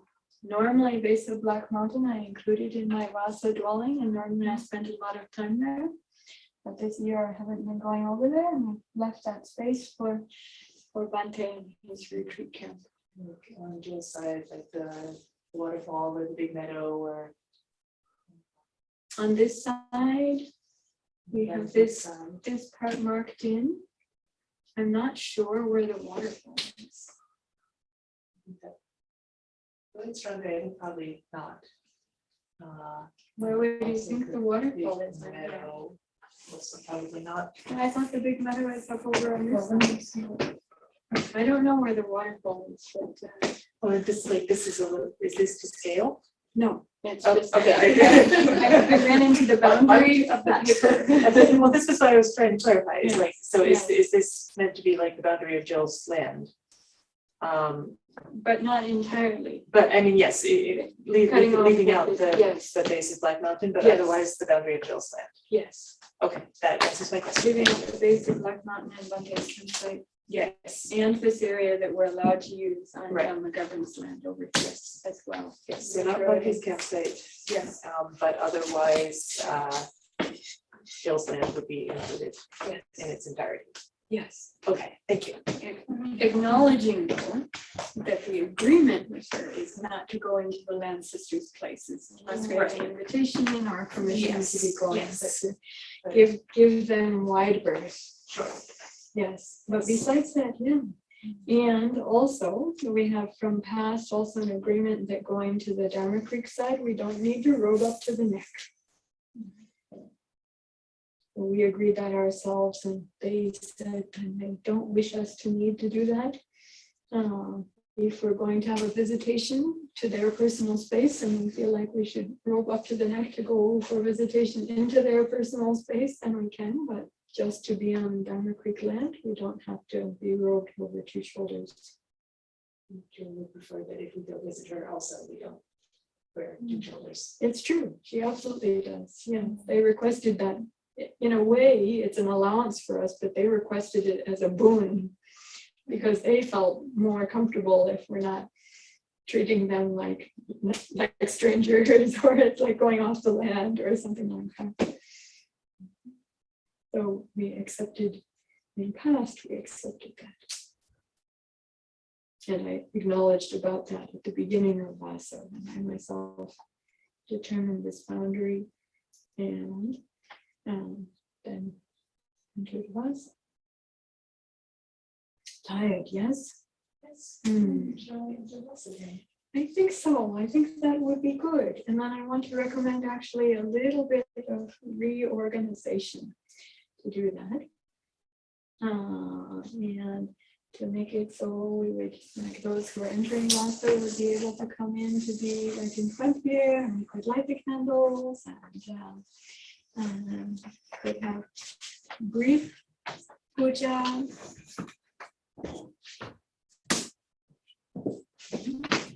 You want this still to be on Zoom? And that, Yes. that's ending it. Would anyone else like to take a look at this map? And I think there was a photograph of it, but we can do that again, photograph or scan. So I say, you want them to take a look? Is that a yes to ending Zoom? Oh, please, no. Please keep it on for, I don't know if Zoom can be paused or not, but This might as well. Rearrange it all up. We turn off the camera. Like for a minute. turn off for a minute, turn off camera and mute, and we'll be right back shortly.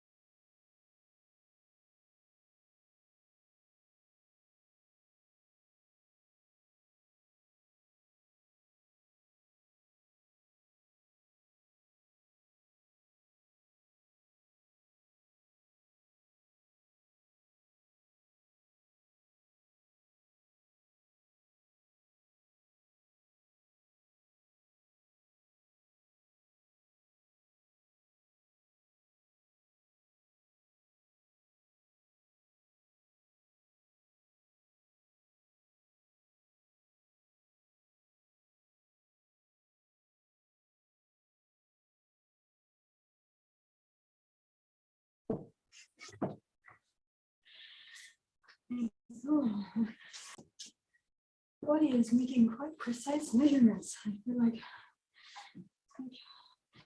exactly the size container. Now I'll drink exactly the size containers.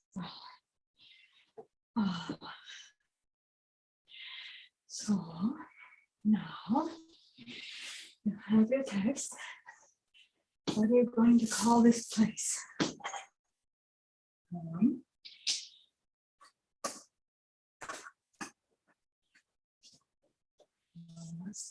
If you're going to use Pali, what is the name of this place?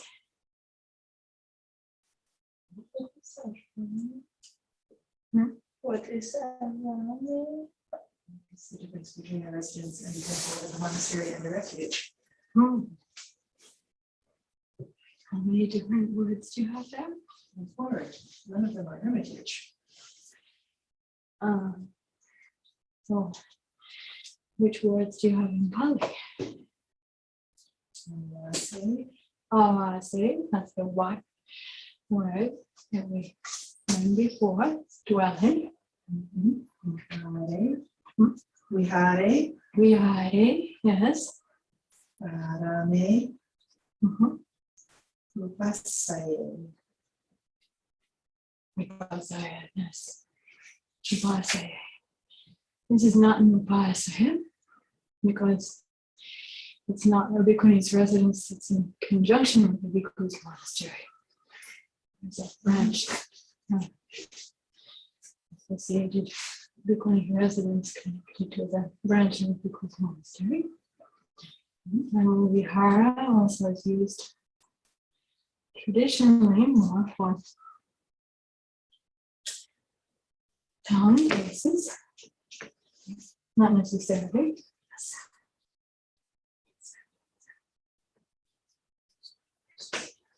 They also often generally used more for the lodgings or dwellings that are more urban or suburban. Then, Parame. I'll just tell you in Sri Lanka, the forest hermitage is called Aranya Senasana. The Senasana means lodgings. Aranya Senasana, but the conditions are different than that. It's like monks' places in the national park, preserve. This is also a preserve. In the national park, and like the monks who like to dwell very simply in the forest without such built buildings and trailers and things like that, but just you put a little clay to, give you some shelter with a cave, this kind of thing, natural cave. Much more simple and easy to dissolve.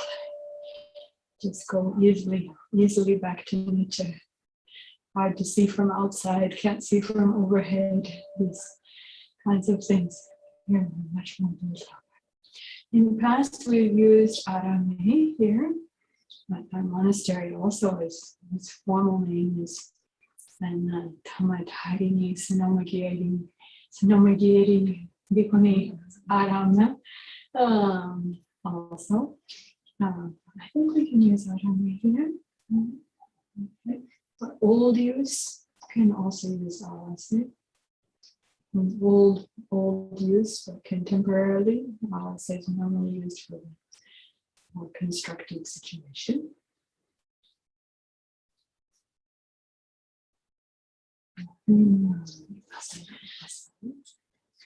Aranya Bodhi.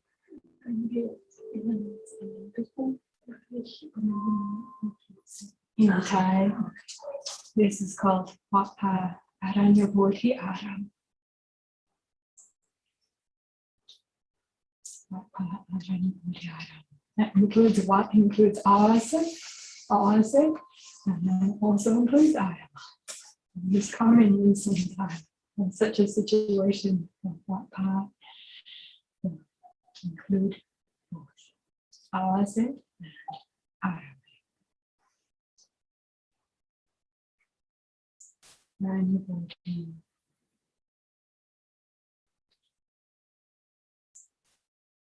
I'm going to say Aranyabodhi Hermitage in English in that place. Let me just say Arame. Now you could put the name inside. Okay. It doesn't say that in the book. It doesn't say that in the book, no, but you can add in the name of the place. Okay, so it must be Aranyabodhi Arame.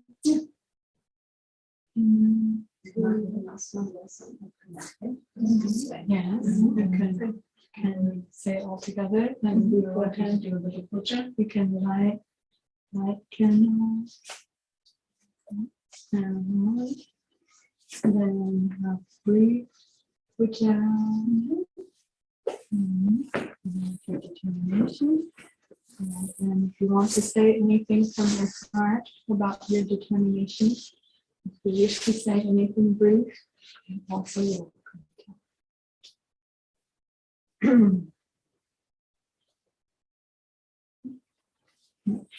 It's okay to put that aside. Rahul. I give you my blessings to use that cushion. It's okay. You can. With my blessings. Mangalam Gatami.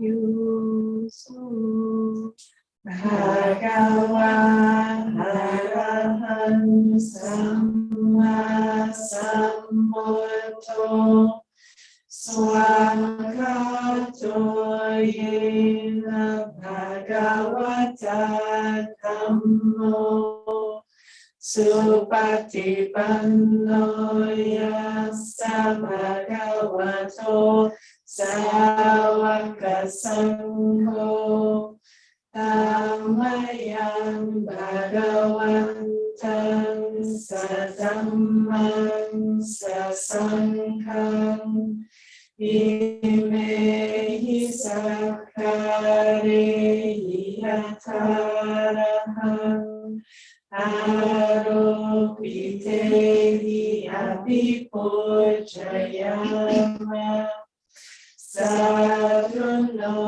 Bhante Bhagava Sukhira Parini Kotopi Pachima Janatanu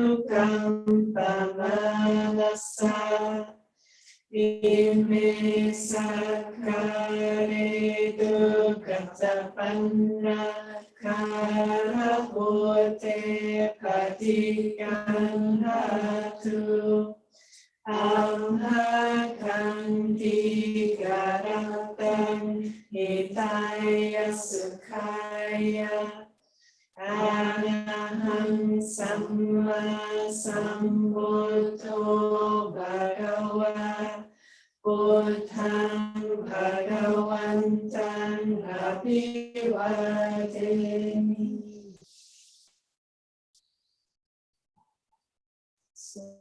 Swakato Bhagavata Dhammo Dhammam Namasami.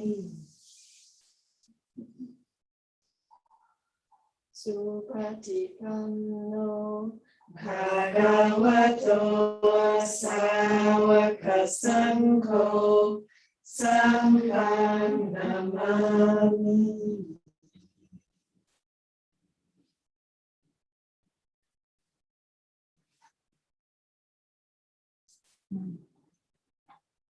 Namo tassa bhagavato arahato samma sambuddhassa. Namo tassa bhagavato arahato samma sambuddhassa. Namo tassa bhagavato arahato samma sambuddhassa.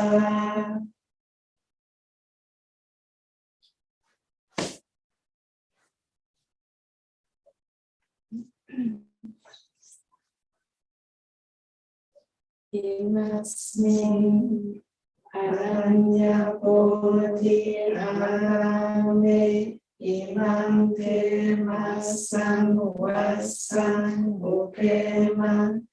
Imasmin aranya bodhi arame imam te masang wasang upema. Imasmin aranya bodhi arame imam te masang wasang upema. Sad, sad, sad. You can bow 3 times.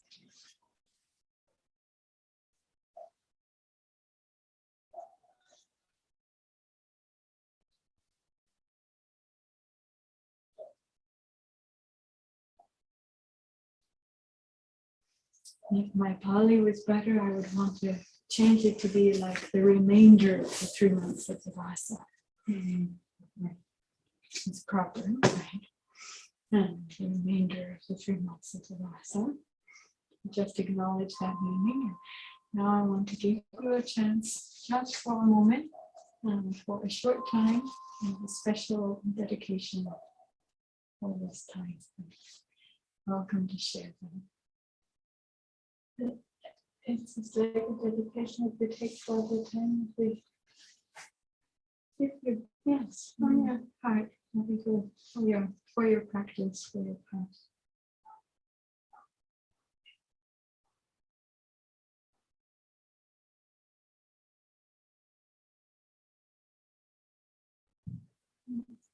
Okay to be simple, doesn't need to be complex. Please.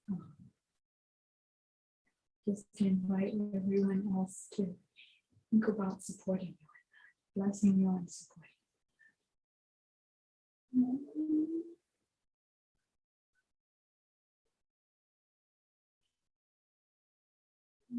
I think I try for the rest of or take the attitude for the rest of the lesson and doing what I'm here. And I'll stand up and I'll jump in the morning. It's with requesting looking at the people.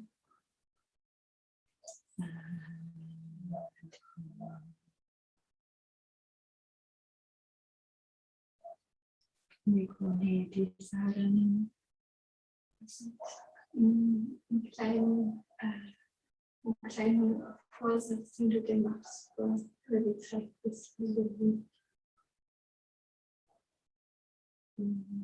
Dass sich umgestaltet.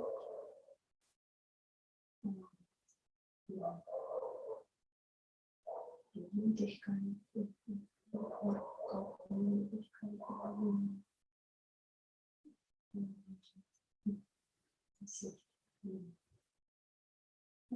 schaffen, dass sie näher zu der Sangha zu kommen.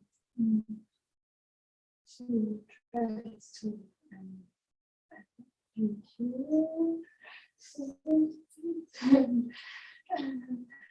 overcome control things in tiredness in the body and tries to come nearer to the center.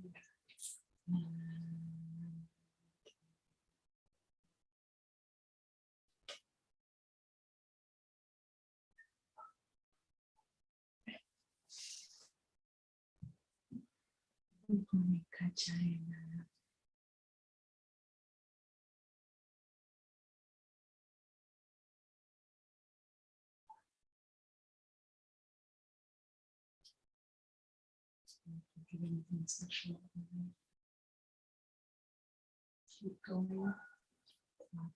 Don't pass in. Usually. Kuisala Sukasam Prakam Sachita Parivoda Pranam Utam Utam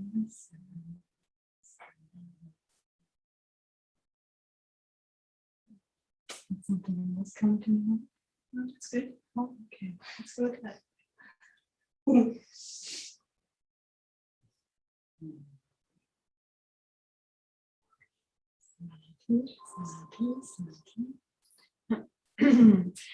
I'd like to invite everyone here, each for one another also, to think about sharing the victory blessings.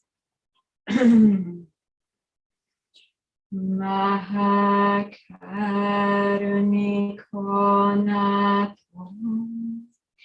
Hidaya Sarvapaninam Ore Dvaparami Sabam Ato Sambodhi Mutamam Etena Sachawachena Otu te Jayamangalam Jayanto Bodhiya Mole Saryanam Nandivatano Evam Dvam Vijayo Hohi Jaya Sujaya Mangale Parajita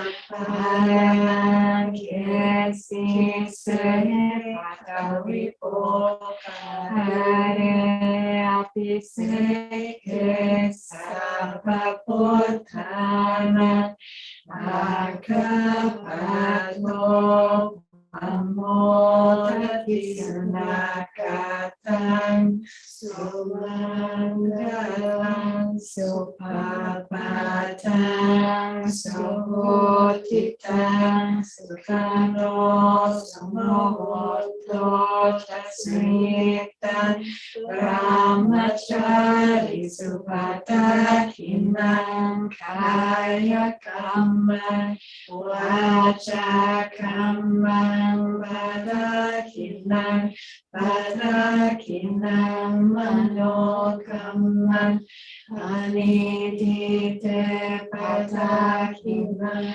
Patakinang Ikaromanalapantate Patakine Sape Potan Brahmapatan Anshikanan Chayang Malang Arahantanan Shatejena Rakang Manami Sabaso Sat Satu Satu. Whatever the remainder of our time may be in this life and during the remainder of this rasa, we apply ourselves well as Buddha's victory blessings mentioned. Our kaya karma, our physical karmas, and our vacha karma, karmas of speech, and also our Mano Kama, offering Padakina gift. These commands are well applied during this time. Our dedication that we trust also according to cause and effect that whatever these commands that we do with them conscientiously, intentionally, and also the effects rightly will also come from that for us in the past. It's easy to wish that that may be so because of that being a natural truth and Dhamma. I wish that that may be so. And that's the power and the force of the Dhamma to back that for each one of us.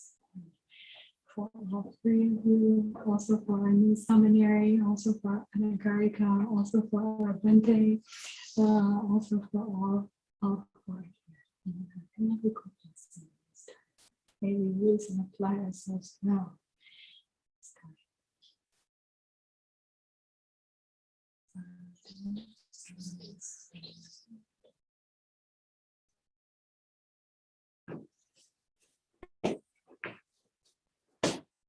Yeah, we're legitimate entities.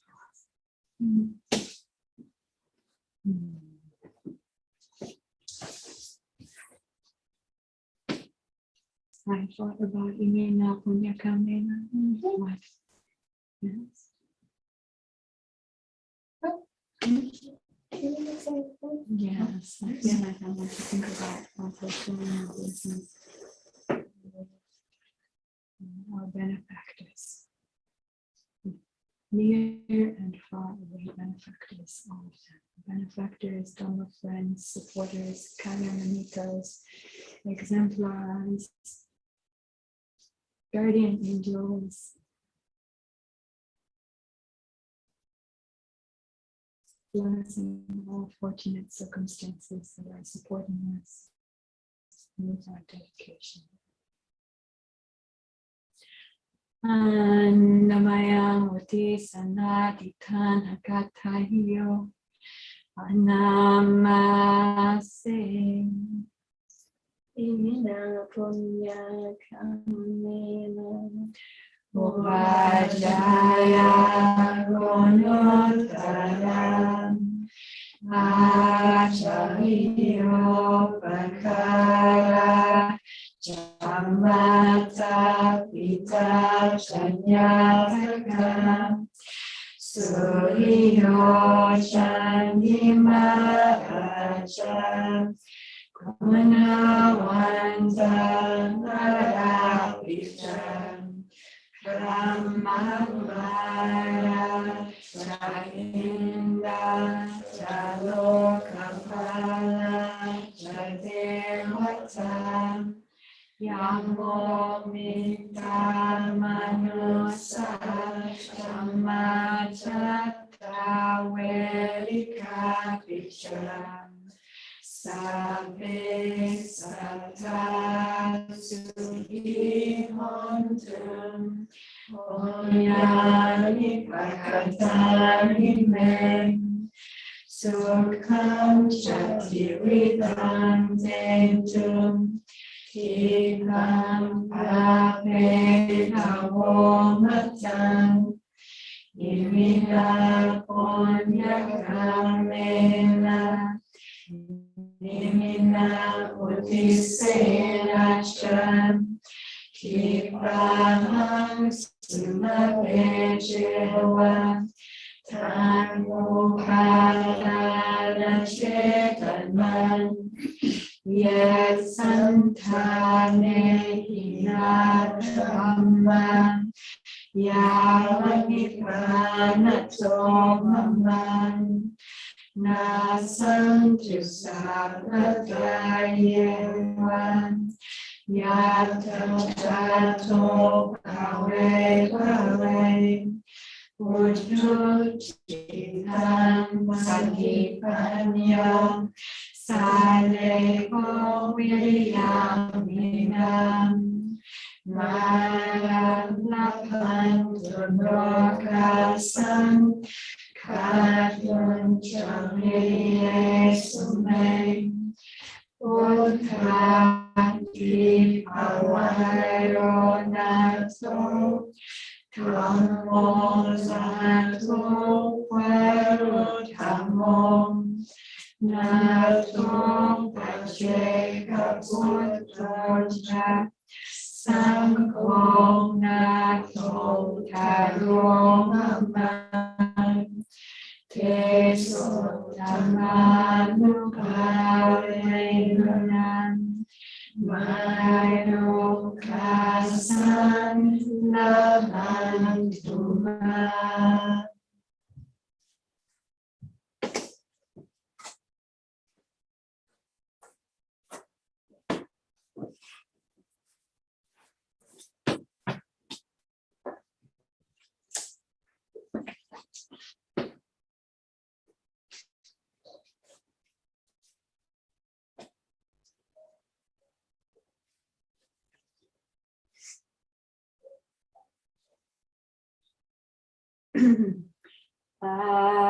Araham Samma Sambuddho Bhagava Buddhang Bhagavantam Abhivadami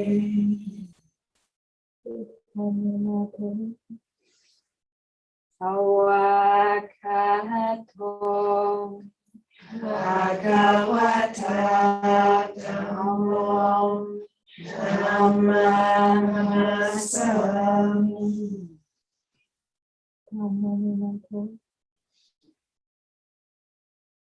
Supatipanno Bhagavato Sangho Sangham Namami.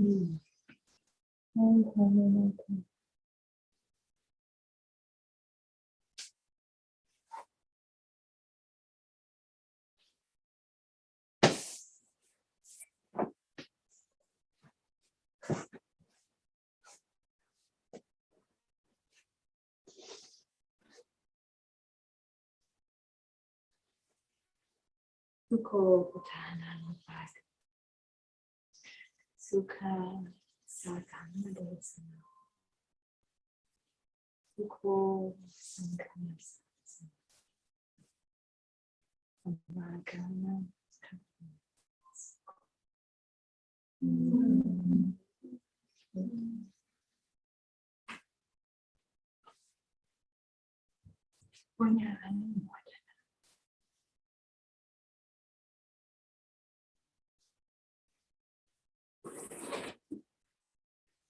I have a question. Less than 1 hour, and we're going to speak to the public. Should we speak in Singapore? Should we speak? All set up here. That's what this thing is. It's all set up here. But it's disturbing anyone else?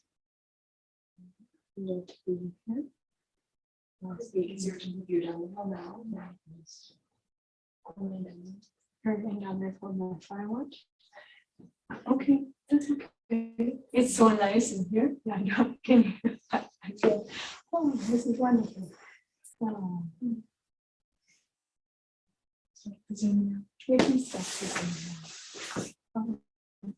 Blessings to everyone, anyone who may see this again. We should share it with